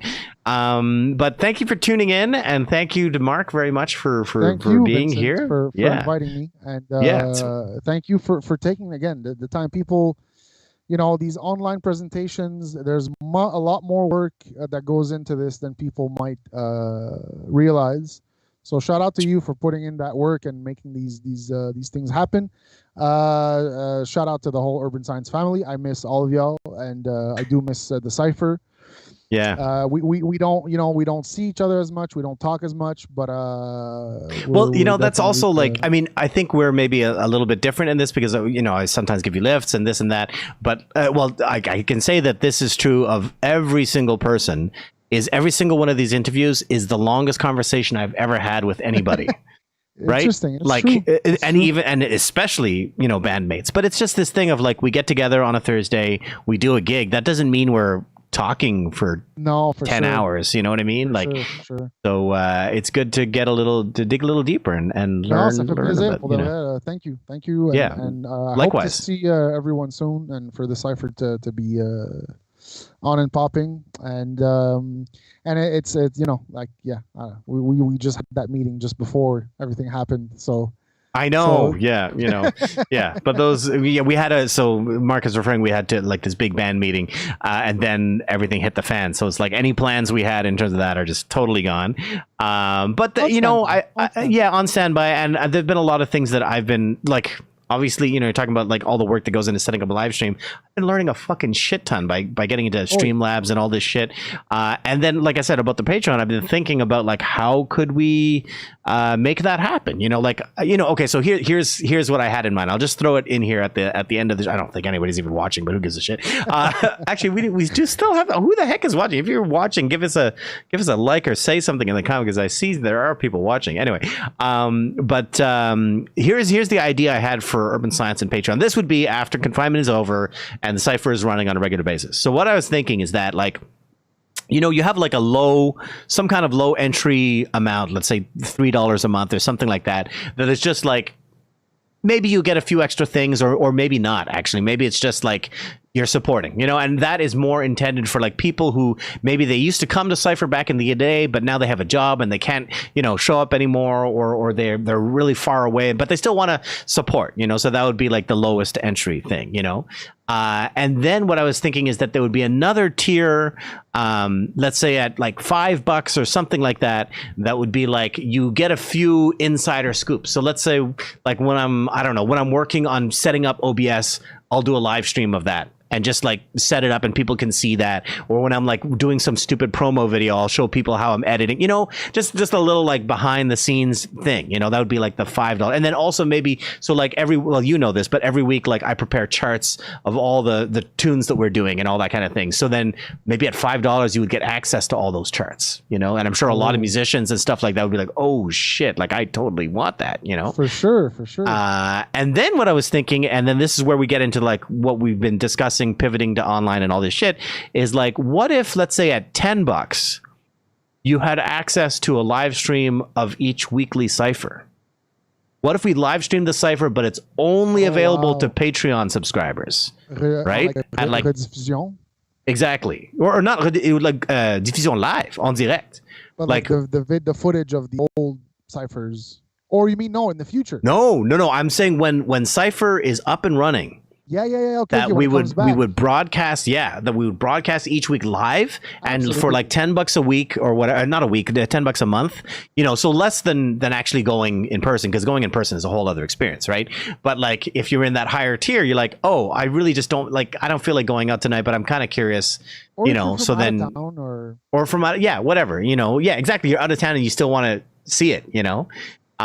So then maybe let's say a week later that live stream goes on the YouTube archives or something, so that, you know, there's a certain value to the thing, you know. And I'm not sure what would go above that, but that's kind of like my initial kind of concept. And I'm like, honestly, that's a very good direction. And like you said, like all these streaming tools are right now like the only thing to be focused on as far as like music and DJing or whatever, but these are all tools that are worth investing time in because they're useful outside of this situation. Like this absolutely, is something that can be applied pre-confinement and post-confinement. Streaming is a thing. It's just now it may be solidified streaming as more of a thing for certain aspects of life. Yeah. But definitely these tools are worth learning, and you can do a lot of things. I agree. So I hope everyone out there is like learning and you know, working on their shit. Again, thank you very much, Mark, for being here. Thank you, Vincent. I'm gonna wrap this up. So yeah, like I said, there's we've got our YouTube archives that you can check out. Please do check those out. We also have the Pass the Beat challenge every week or so, and actually there's a new one I haven't uploaded yet, but you can check William Ducy, Alexis Gagnon, Jay Horde. They all put up their collaboration. Oh, Colin Lloyd. They put up that collaboration, which is great. Yeah, that's pretty much it. Thank you so much for tuning in. Next week we have Christopher Carniello. So Christopher Carniello is actually technically like the co-founder. Like we started discussing this together before there was even a site, like we were just talking about concepts and stuff like that. So we have Christopher Carniello live stream interview in from Toronto. And we have some other people for the rest of the month. So we will see you soon. Have a good night. Stay safe, everybody. And see you soon.